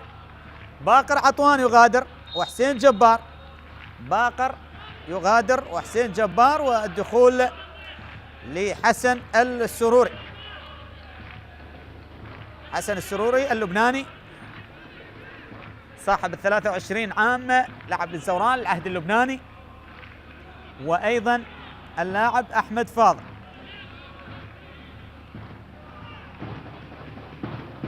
تغييرين للسيد ثائر جسام في هذه اللحظات مشاهدينا الكرام. أحمد فاضل لعب لنفط البصرة وللنجف للزوران للشرطة، بالتالي يتواجدون في هذه اللحظات في شوط اللقاء الثاني. محاولة، كرة عادت في وسط الملعب، استوار ينقل له كرة طويلة طالت على سيف حاتم وغادرت أرضية الملعب. هذا سيف حاتم الواضح أمامك بالصورة، سبق ونمثل القرم. سيف حاتم كهرباء، قوة جوية، 26 سنة، اليوم يتواجد أمام فريقه السابق. وبالتالي مشاهدينا الكرام لا زلنا نلعب في شوط اللقاء الثاني، والأفضلية للقرمة بهدفين مقابل لا شيء عن طريق أومارو اللي سجل، وكذلك اللاعب البديل محمد عدنان دوحي أضاف ثاني الأهداف. تسترجع الكرة في وسط الملعب، محاولة استيوار لمحمد فاروق، تنقل في منتصف الملعب، سيف حاتم أمامية يبحث عن دنيس، ولكن التدخل لآلان محي الدين، قطع الكرة مجددا لحسين ضياء. حسين ضياء التغييرات اللي أجراها الكابتن ثائر جسام هل ستأتي بثمارها؟ هل تجني ثمارها؟ بالنسبة لي واضحة اللقطة، واضحة اللقطة معبرة جدا. الوضع اللي يعيشه نادي الحدود من خلال لقطة البدلاء والكادر الإداري أو اللاعب اللي غادر. باقر عطوان، كرة تصل هنا، حاولت قطع الكرة، لا زالت الخطورة قائمة، وبعد ذلك دنيس يتحصل على الكرة يعيدها لسيف. سيف مرة أخرى، محاولة السلام على النقلات والتسديدة، ولكن الإبعاد حاضر. جملة من النقلات الجميلة بإقدام لاعبي الحدود. بعد ذلك صافرة وخطأ، خطأ لمصلحة علاء الدين. السلامة لعلاء، لاعب مميز، لاعب جيد. أحد صقور قاسيون نجم السوري، وصافرة حكم مباراة اللي يحتسب المخالفة والخطأ لعلاء الدين الدالي. هدفين في هذا الموسم، هدف في مرمى الكهرباء وهدف في مرمى نفط ميسان مع فريق القرم. حدث عن مشواره مع القرمة في هذا الموسم. جيفرسون برازيلي، انقل له كرة عالية، استلام من هناك، حاول لمؤمل عبد الرضا يبحث عن الزميل، ولكن الكرة إلى التماس. القرمة بهذا الانتصار قد يرفع رصيده 33 نقطة، مهم جدا على مستوى الترتيب. الكرة عادت في وسط الملعب،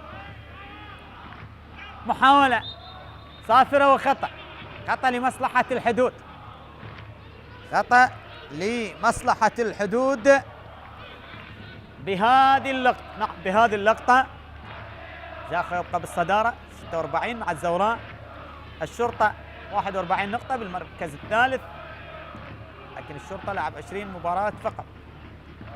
قوة الجوية 22 مباراة لديه 38 نقطة.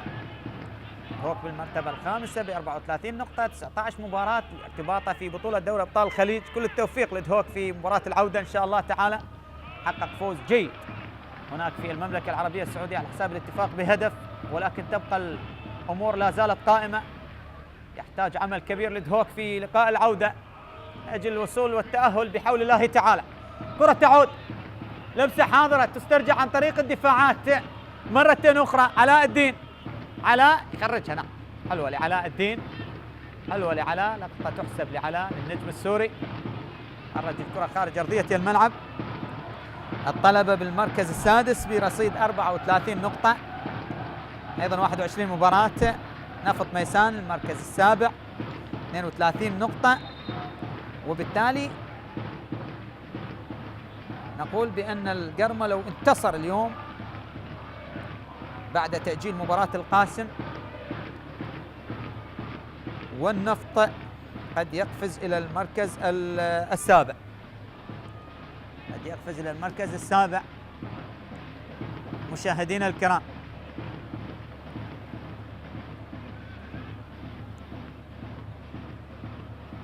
هذه الإعادة لهدف محمد عدنان دوحي اللي يسجل ثاني أهداف القرمة. شوف الخطأ مرت من أمام باقر عطوان، وبعد ذلك تابعها محمد عدنان ليسجل ثاني أهداف القرمة. القرمة اللي خاض 11 مباراة خارج أرضه، خسر أمام الطلبة بهدفين مقابل لا شيء، وخسر أمام زاخو بهدف مقابل لا شيء، وخسر أمام القوة الجوية بهدف مقابل لا شيء، وأمام دهوك ب3 أهداف مقابل 1، وكذلك أمام نفط ميسان. هذا باقر عطوان، ربما لقطة معبرة، تسبب بخطأ واضح الملامح. سجل خارج أرضه 16 هدف القرمة، واستقبل خارج أرضه 14 هدف. بالنسبة لفريق القرمة مع السيد أحمد خلف، فريق ممتاز جدا في المباريات اللي استلم فيها المهمة. السيد أحمد خلف، كرة تعود، البرازيلي جيفرسون ينقل له كرة لإشهاب، يتقدم، حاول يعدي، يمر، ينقلها لمحمد عدنان. دوحي ممكن كرة عرضية، هذه خطيرة بالروس، يا سلام، الله الله الله يا أومارو، رأسية لا تصد ولا ترد، يضاعف من خلالها نتيجة المباراة. الله على هذا الهدف، وهذه جماهير القرمة، هذه جماهير صقور الغربية سعيدة مع هذه الدبكة الأفريقية في ملعب الراحل أحمد راضي. نعم سعداء والكل سعيد، عشاق القرمة في هذه اللحظات. نعم 3 أهداف، أومارو يتألق ويضاعف نتيجة اللقاء بهذه. شوف التمريرة، شوف المحاولة بعد ذلك وصلت لي محمد عدنان. اليوم ما شاء الله يسجل ويصنع هدف، ورأسية أومارو، يوم الراس شغال لأومارو في مباراة اليوم. هدف جميل ويضاعف النتيجة 3 لا شيء، 3 لا شيء، قد يؤمن نتيجة المباراة ونقاطها لمصلحة القرمة ولعشاق القرمة من خلال هذه المواجهة. أومارو يضاعف النتيجة، الآن يصبح لديه 4 أهداف في مشواره. سجل هدفين في مرمى القوة الجوية، هدف في نوروز، وهدفين في مباراة اليوم في مرمى الحدود، ولا زالت المباراة قائمة. مشاهدينا الكرام، هذه محاولة التسديد، حلو التصويبة لشهاب رزاق اللي يعتذر لزملائه. بعد ذلك الكرة غادرت أرضية الملعب، نتيجة قد تكون جيدة للقرمة. حتى الآن نلعب في الدقيقة 67 من عمر اللقاء. يا من تتابع مشاهدينا الكرام، أحبتي في كل مكان دائما وأبدا عبر قنوات شبكة الإعلام العراقي، الناقل الحصري لمباريات دوري نجوم العراق لموسم 24-25. هذا دوحي، محمد عدنان يحاول لكن تدخل دفاعي، قطع الكرة لمصلحة لاعبي الحدود. حدود يعاني في هذه المواجهة وفي هذه الفترة بالتحديد، نتائج قد لا تلبي طموحات الكادر التدريبي. بالنسبة للحدود مر دينيس، عدى دينيس، ولكن حكم المباراة يشير ربما إلى ركلة ركنية، ربما احتسبها ركنية. هنا تغيير قادم، محمد مزهر بديلا لعلاء الدين. محمد مزهر للقرمة، محمد مزهر يستعد الآن. محمد مزهر 26 سنة، لاعب للشرطة، للنجف، لنفط ميسان، بديلا لعلاء الدين. واضح التغيير، سيد أحمد خلف يسحب علاء الدين المهاجم، وبالتالي يزج بلاعب خط وسط، وبالتالي التفكير بالحفاظ على نتيجة المباراة وعلى التوازن في هذا اللقاء من خلال محمد مزهر في اللقطة الماضية. هذا محمد مزهر يشترك الآن بديلا لعلاء. محمد مزهر أحد الأوراق أو ثاني تبديل لأحمد خلف بعد محمد عدنان دوح. كرة تعود للحدود، وسط الملعب، خطيرة داخل المنطقة. حسين ضياء، حسين، لكن قطعت من أمامه وعادت بلمسة مزهر، أولى اللمسات. محمد مزهر لكن تقطع بالرأس. محمد فاروق يحاول، كرة تبعد. مباراة جميلة، مباراة رائعة جدا، واحدى الأمطار قد تلعب دورها في هذا اللقاء من خلال الكرات ومن خلال التعثرات لبعض الأسماء لبعض اللاعبين في مباراة اليوم. مشاهدينا الأحبة، حيرة واضحة على السيد ثار جسام، ما الذي يفعله؟ ما هي الحلول في قادم الدقائق؟ القرمة وجماهير القرمة سعداء جدا على مدرجات الراحل أحمد راضي. رايات القرمة ترفرف هنا في هذا اللقاء. كرة محاولة لمصلحة الحدود، تنقل للسروري، يحاول، مر، يا سلام، وتسديدة، ولكنها مرت بأقدام اليمني إلى خارج أرضية الملعب.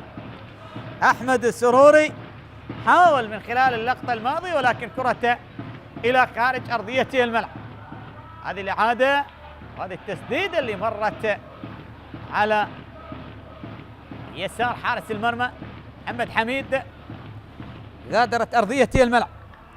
مشاهدينا الأفاضل في كل مكان، حدود خسر في 8 مواجهات على ملعبه، خسر من الشرطة ومن النفط ومن كربلاء ومن النجف، وبواحد مقابل لا شيء نفس النتيجة، وخسر من دهوك ب4-1، وخسر من القوة الجوية ب3 أهداف مقابل هدفين، خسر من القاسم 4-2، وخسر من زاخو ب3 أهداف،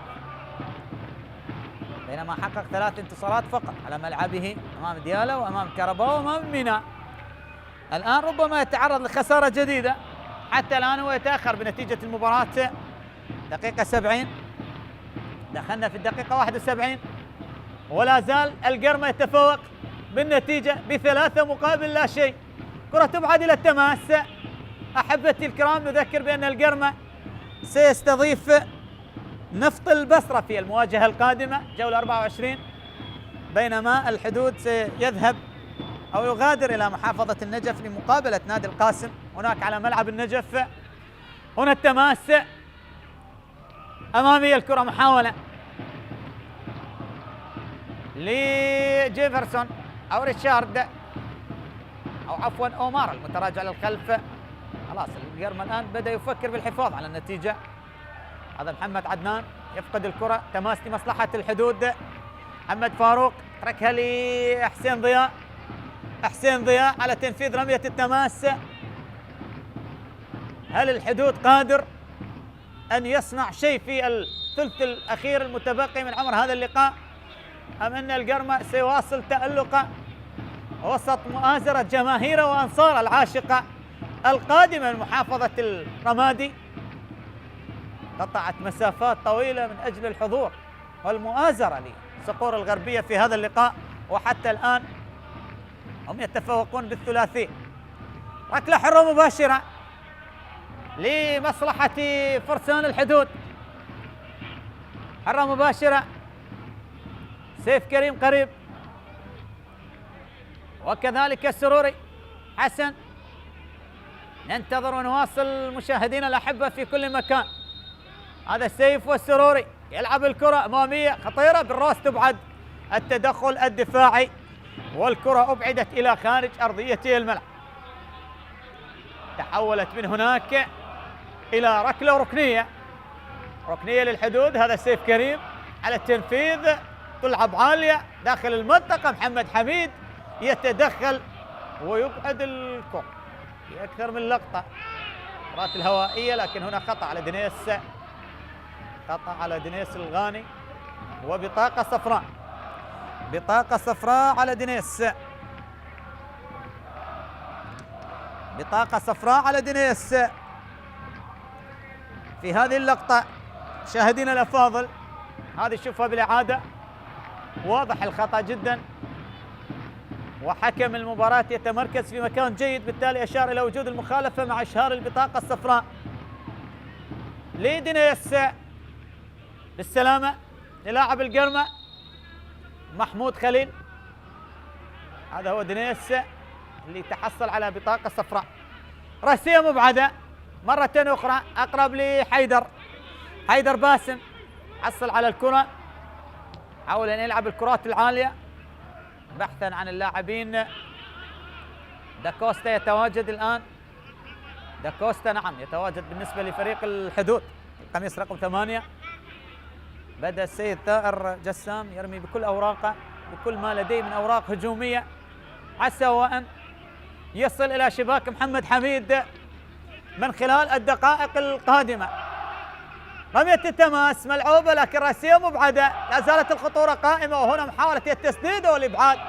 ريتشارد يبعد الكرة، عادت هنا جماهير القرم حاضرة مؤازرة، ومحمد عدنان لم يسيطر على الكرة. دوحي طالت عليه، كرة عالية أمامية، ريتشارد يبعدها لقارما، قارما وسط الملعب لمحمد مزهر، محمد حافظ على الكرة، عيدها لمحمود خليل، خليل نقلات بأقدام لاعبي القرمة، جيفرسون برازيلي لشهاب رزاق، صافرة وخطأ، خطأ لشهاب رزاق فرحان، هذا الباين أمامك بالصورة. لاعب جيد، لاعب ممتاز، هناك الكثير من الأسماء اللي شاهدناها في دورينا هذا الموسم جيدة وبالتالي تألقت، ولكن حتى الآن لا نعلم ما هي القائمة النهائية للسيد كاساس مدرب منتخبنا. هنا كرة خطيرة للقرمة من أجل الرابع، مرت وأبعدت، عادت لقرمة، نقلت لمزهر، مزهر للقرمة، يحاولون من أجل هدف رابع ربما يكون بمثابة قصاصة الرحمة في مباراة اليوم بالنسبة للحدود إذا ما تحصل للقرم. كرة تنقل على الطرف الآخر، محاولة أمامية القرمة، لمسة جميلة، يا سلام يا سلام على النقلات، لكن تدخل دفاعي وإبعاد للاعبي الحدود. القرمة يسترجع الكرة بشكل سريع جدا كما أشرنا لكم في شوط المباراة الثاني، ويستمر في شوط اللقاء الثاني. سرعة الاسترجاع بالنسبة للكرات واضحة جدا للاعبي القرمة، سيطر على أجواء هذا اللقاء، تقدم ب3 أهداف كما أشرنا كما تحدثنا. مشاهدينا الكرام، نتمنى التوفيق لمنتخبنا الوطني مهما كانت الأسماء الحاضرة خيارات السيد كاساس، نتمنى التوفيق لكل اللاعبين اللي سيحملون شعار وألوان علم العراق الحبيب بإذن الله تعالى. الكرة تنقل أمامية، محاولة حكم مباراة يشير إلى مواصلة اللعب لكن تبعد هنا. حسين ضياء أو علي حسن يتدخل ويبعد الكرة، لا زالت لم تغادر، نعم لم تغادر، بعد ذلك طالت إلى ركلة ركنية، لكن لدينا بطاقة صفراء. علي حسن يتلقى الكرت الأصفر، نعم علي حسن يتلقى البطاقة الصفراء، ربما تدخل كان مع اللاعب نادي القرمة. هذه الإعادة محمود خليل، وهذا علي حسن، وهذه الإعادة نعم شاهد حكم مباراة، بالتالي خلاص يشهر البطاقة الصفراء لعلي حسن. هذه جماهير القرمة، هذه عشاق الصقور الغربية، سعيدة جدا في هذه الدقائق، سعيدة جدا في هذا اللقاء أو في هذا اللقاء عفوا. إذا أحبتي الكرام، ركلة ركنية لمصلحة القرمة. القرمة لا يكتفي بالثلاثية بل يبحث عن مزيد من الأهداف من أجل إسعاد أنصار وعشاقه ومحبيه وجماهير اللي جاءت ورافقت الفريق. ونعم، البطاقة الصفراء لعلي حسن، كرت أصفر. ننتظر محمود خليل. بالسلامة لمحمود، بالسلامة لمحمود خليل. القرمة لعب أيضا 11 مباراة على عرضه، فاز في 5، تعادل في 3 وخسر في 3، وبالتالي لديه 30 نقطة، ربما يرفع رصيد اليوم 33 نقطة، وقد يقفز كما أكدنا لكم إلى المركز السابع حسب النتائج التي ستلعب. نوروز والقوة الجوية مباراة مهمة تغير المسار، تغير الخارطة، وتغير الكثير من المراكز. وهنا الركلة الركنية، ركلة ركنية. بالسلامة لمحمود خليل، بالسلامة للاعب القرمة اللي يغادر أرضية الملعب، قد لا يكمل المباراة. نعم، قد يكون هناك تغيير اضطراري للسيد أحمد خلف محمد عدنان دوحي، ونظرات دينيس، والبرازيلي ينتظر يخطف له واحدة براسية. قد محمود. إذن هنا الركلة الركنية، تلعب الكرة عالية داخل المنطقة، تبعد بالراس. عودة لقارمة، الانجولي ينقل الكرة من هناك، محاولة التسديد لكن تبعد بالراس كالعادة. مرة أخرى محاولة التصويب والكرة قطعت. تسديدة أشهاب رزاق فرحان، لكن بعد ذلك التصدي كان حاضر لدفاعات القرمة. عودة في وسط الملعب، يلعبون بثقة كبيرة بأريحية في هذه الدقائق. هذا قارمو، عيد الكرة لريتشارد، ريتشارد غير مسار اللعب لآلان محدين، محدين لمحمد عدنان دوحي، محمد لآلان، الكرة قطعت. سيف حاتم، سيف حاتم يبحث عن داكوستا، ولكن الكرة بعد ذلك أقرب للدفاعات. داكوستا حتى الآن مشاهدينا الأحبة سنغالي صاحب 25 عام، لديه 5 أهداف مع الحدود. هذا محمد عدنان، تدخل وقطع الكرة إلى تماس جانبية، رمية تماس. إذن منتظر عبد الأمير هو البديل. نعم، منتظر عبد الأمير هو البديل بالنسبة لي.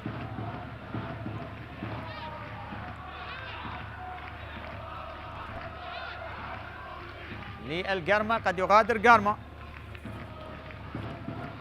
قد يغادر، نعم يغادر قارمو، ومنتظر عبد الأمير يدخل الآن بديلا لقارمو، وكذلك اللاعب عباس قاسم أيضا اشترك بديلا للاعب اللي أصيب وغادر محمود خليل. إذا تغييرين أيضا للقرمة، قارمو غادر ودخول لي منتظر عبد الأمير، وكذلك عباس قاسم يتواجد بديلا لمحمود خليل. منتظر عبد الأمير 23 سنة، لعب الزورالي، زاخل، القوة الجوية، الكرك، نفط الوسط، وكذلك عباس قاسم لعب للزوراء وللطلبة ولأمانة بغداد ولنفط عبدان، وبالتالي مسيرة رائعة للاعبين. إذن هذه كرة خطيرة داخل المنطقة، محمد عدنان، لكن أقرب بعد ذلك لحيدر باسم حارس مرمى الحدود، يسيطر على الكرة، سيطر على الكرة الماضية، ينقلها عالية أمامية، محاولة دينيس لكن راسية ريتشارد. قطع الكرة تصل لمحمد فاروق، محاولة في وسط الملعب مجددا، حكم مباراة يعود ويحتسب المخالفة. خطأ لدينيس كابتن فريق الحدود، يتحصل على مخالفة. هذا استوار اللي يتحدث مع حكم اللقاء السيد علي أحمد شاكر. هذا الرجل واضح أمامك بالصورة، بكالوريوس تربية رياضية، أدار مباراة النفط والنجف على أرضية هذا الملعب، انتهت أيضا بالتعادل السلبي. حكم درجة أولى، حكم ممتاز جدا. المحاولة هنا والكرة هذه بالإعادة، حيدر باسم، وهذا هو محمد عدنان صاحب الهدف الثاني في مباراة اليوم، بينما أومارو، رأسية أومارو كانت العنوان الفارق في هذا اللقاء. كرة ثابتة وخطأ لمصلحة الحدود، يبحثون عن تقليص الفارق في الدقائق المتبقية من عمر هذا اللقاء. استوار سدد ولكن الكرة بعيد، علت العارضة وذهبت إلى ركلة مرمى، ذهبت إلى ركلة مرمى. أحبة الكرام مشاهدينا في كل مكان، نواصل ونتابع معكم في أجواء هذا اللقاء. تغييرات مستمرة واللاعبين والأسماء اللي زج بها كلا المدربين، ولكن تبقى النتيجة 3 للقرمة لا شيء للحدود، وجماهير القرمة سعيدة جدا في هذا اللقاء. كرة ملعوبة، حاول الحدود سيف حاتم ينقل له كرة عالية، وصلت من هناك عباس قاسم، عيدها لمحمد حميد، ومحمد بالمباشر يبعد الكرة إلى رمية تماس. رمية تماس لمصلحة الحدود. هذا محمد حميد حارس منتخبنا الوطني السابق، لديه ذكريات جميلة مع منتخبنا الوطني، كثير من المناسبات سواء في بطولة كأس الخليج أو في التصفيات، وأيضا مثل العديد من الأندية الجماهيرية. وهنا محاولة وراسية، تدخل للحدود، حاول بالراس أقرب لمنتظر عبد الأمير، حاول يسيطر على الكرة منتظر لكن قطعت من أمامه. محمد لدنيس، دنيس ممكن الكرة العرضية هذه خطيرة بالراس، عدت أخطر كرات الحدود، أخطر الكرات عن طريق داكوستا هذا السنغالي الواضح أمامك. شوف الكرة لعبها بشكل ممتاز دنيس، ولكن راسية داكوستا ذهبت بجوار القائم ومرت إلى خارج أرضية الملعب، مرت إلى خارج أرضية الملعب. من هناك أحبة الكرام في كل مكان كرة منقولة، طالت ماصر، نعم طالت عليه، وبالتالي غادرت أرضية الملعب. سيف حاتم لم يتمكن من استرجاع الكرة، بعد ذلك ذهبت إلى جانبية. حدود سيذهب للمواجهة القاسم في الجولة القادمة محافظة النجف الأشرف، بينما القرمة يستقبل نفط البصرة، وبعد ذلك سيكون توقف من أجل الاستعداد للتصفيات المونديالية. هذه محاولة لمسة للقرمة، عودة من هناك عباس قاسم، عيد الكرة شاب لمنتظر عبد الأمير نقل الكرة لمؤمل عبد الرضا، مؤمل يحاول غير المسار، هنا تصل لآلان محدين، آلان لا زال يحافظ لكن لدينا لاعب هناك ربما يشكو من إصابة، تألم لاعب القرمة وبالتالي خرجها جيفرسون البرازيلي من أجل إتاحة الفرصة للإطمئنان على منتظر عبد الأمير. بالسلامة لمنتظر، لاعب شاب، لاعب جيد، لاعب منتخبنا الأولمبي في النسخة الأخيرة لأولمبياد باريس مع السيد راضي شنيشل. وهذا ثائر جسام، حيرة واضحة ولا يعلم ما هي الحلول. يبدو أن هناك بطاقة صفراء، حدث مع ربما حكام الفار والحكام المساعدين. ننتظر. بالسلامة لمنتظر عبد الأمير، بالسلامة. استوار غاضب جدا لكن الإصابة واضحة. منتظر عبد الأمير سلامات إن شاء الله، يبدو هناك إصابة. هذا أومارو نجم مباراة اليوم. أومارو، هذه الإعادة لهدف ربما أومارو جميل، نعم الهدف الثالث، لقطة جميلة وكرة وصلت مثالية جدا بإقدام هذا اللاعب الرائع محمد عدنان دوحي، نقلها على رأس أومارو وضعها في الشباك، أضاف من خلالها ثالث الأهداف لمصلحة نادي القرمة. ننتظر أيها السادة ونتابع معكم في أحداث مباراة اليوم. جماهير حاضرة، جماهير القرمة المؤازرة حتى الآن. الطلبة لا زال يتفوق بهدف حتى الدقيقة 88 من عمر اللقاء. الطلبة يتفوق على نفط البصرة هناك في محافظة البصرة، بينما لدينا مباراتين، الشرطة مع كربلاء ونوروز مع القوة الجوية بعد هذه المواجهة. السلامة لمنتظر عبد الأمير، يبقى كما ذكرنا لكم مصطفى وهريكي يتصدر قائمة هدافي دورينا لهذا الموسم حتى الآن. نجم زاخو 16 هدف، مهند علي 15، مروان حسين 13 هدف، أمجد عطوان برصيد 11 هدف، علاء عباس مع يوسف بن سودة ب10 أهداف لكل منهما، الحارث حاتم وسيف رشيد لاعبي القاسم 9 أهداف، وشيركو كريم لاعب أربيل ومحمد قاسم لاعب النجف 7 أهداف. وهكذا هو بالنسبة لي سلم الترتيب لهدافي الدوري لهذا الموسم. الجولة القادمة الجولة 24، الزوراء سيقابل أربيل يوم الأربعاء القادم.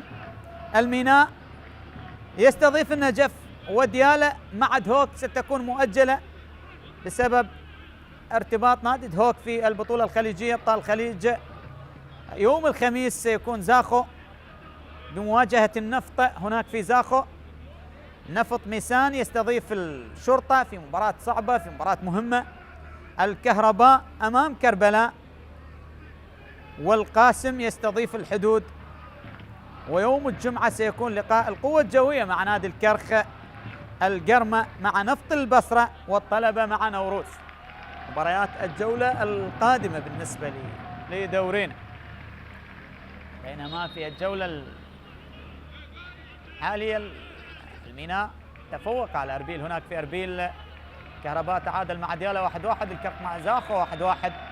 نفط مع القاسم تأجلت بسبب الأنواء الجوية، والنجف خسر أمام الزوراء هناك في النجف 1-2. ولا زلنا نلعب في مباريات اليوم. نفط البصرة يتأخر أمام طلبة بهدف، وهنا القرمة يتفوق على الحدود بثلاثية في مباراة اليوم. كرة مبعدة، محاولة لمصلحة الحدود، تبعد وسط الملعب، رأسية ريشارد، تدخل حاضر دفاعيا، قلوب الدفاع للقرمة، ريشارد أوغندي وجيفرسون البرازيلي نوعا ما نقول جيدين، يقدمون أداء جيد في دفاعات القرمة وفي دفاعات أو خيارات السيد أحمد خلف. هذه محاولة، عباس قاسم ينقل له كرة لمؤمل، حاول يعدي، صافرة وخطأ، مخالفة. 90 دقيقة انتهت تماما، ونترقب وننتظر الوقت المحتسب بتقدير حكم اللقاء السيد علي أحمد شاكر. حتى الآن تبقى الأفضلية للقرمة. حبة الكرام، 90 دقيقة انتهت تماما، ولا زلنا نواصل أيها السادة. لدينا يبدو مخالفة، حكم مباراة، نعم، خطأ لمصلحة عباس قاسم، لاعب اللي اشترك بديلا لمحمود اللي أصيب. بالسلامة لمحمود خليل. كرة ملعوبة أمامية، وصلت في وسط الملعب، قطعت بعد ذلك. محمد عدنان حاول يسترجعها، لكن سيوار حاضر. بين السيوار 6 دقائق الوقت المحتسب بدل من الضاع، 6 دقائق حسب تقدير السيد علي أحمد شاكر حكم مباراة اليوم. وهنا لدينا تغيير قادم للقرمة، ياسر ناجي يستعد للدخول بديلا لأومارا. ياسر ناجي بديلا لأومارا يغادر ويزج بمهاجم السيد أحمد خلف. وهذا هدف أومارا الأول، وهذا الهدف الثاني. أهداف جميلة، واحد أجمل من الآخر لأومارو اللي يترك أرضية الملعب في هذه اللحظات. نلعب في الدقائق 6 المحتسبة. كوقت بدل من الضاع. سادتي وأحبتي الكرام، هنا عبر قنوات شبكة الإعلام العراقي ومباريات دورينا دوري نجوم العراق لموسم 24-25، القرمة في طريقة للحصول على 3 نقاط مهمة جدا تقربه من مراكز المقدمة، وقد يذهب إلى المركز السابع. ننتظر مشاهدينا الكرام. رمية تماس، تلعب الكرة، قطعت إلى خارج أرضية الملعب، حولت من هناك أحمد خلف. مشوار رائع جدا، الانتصار الرابع.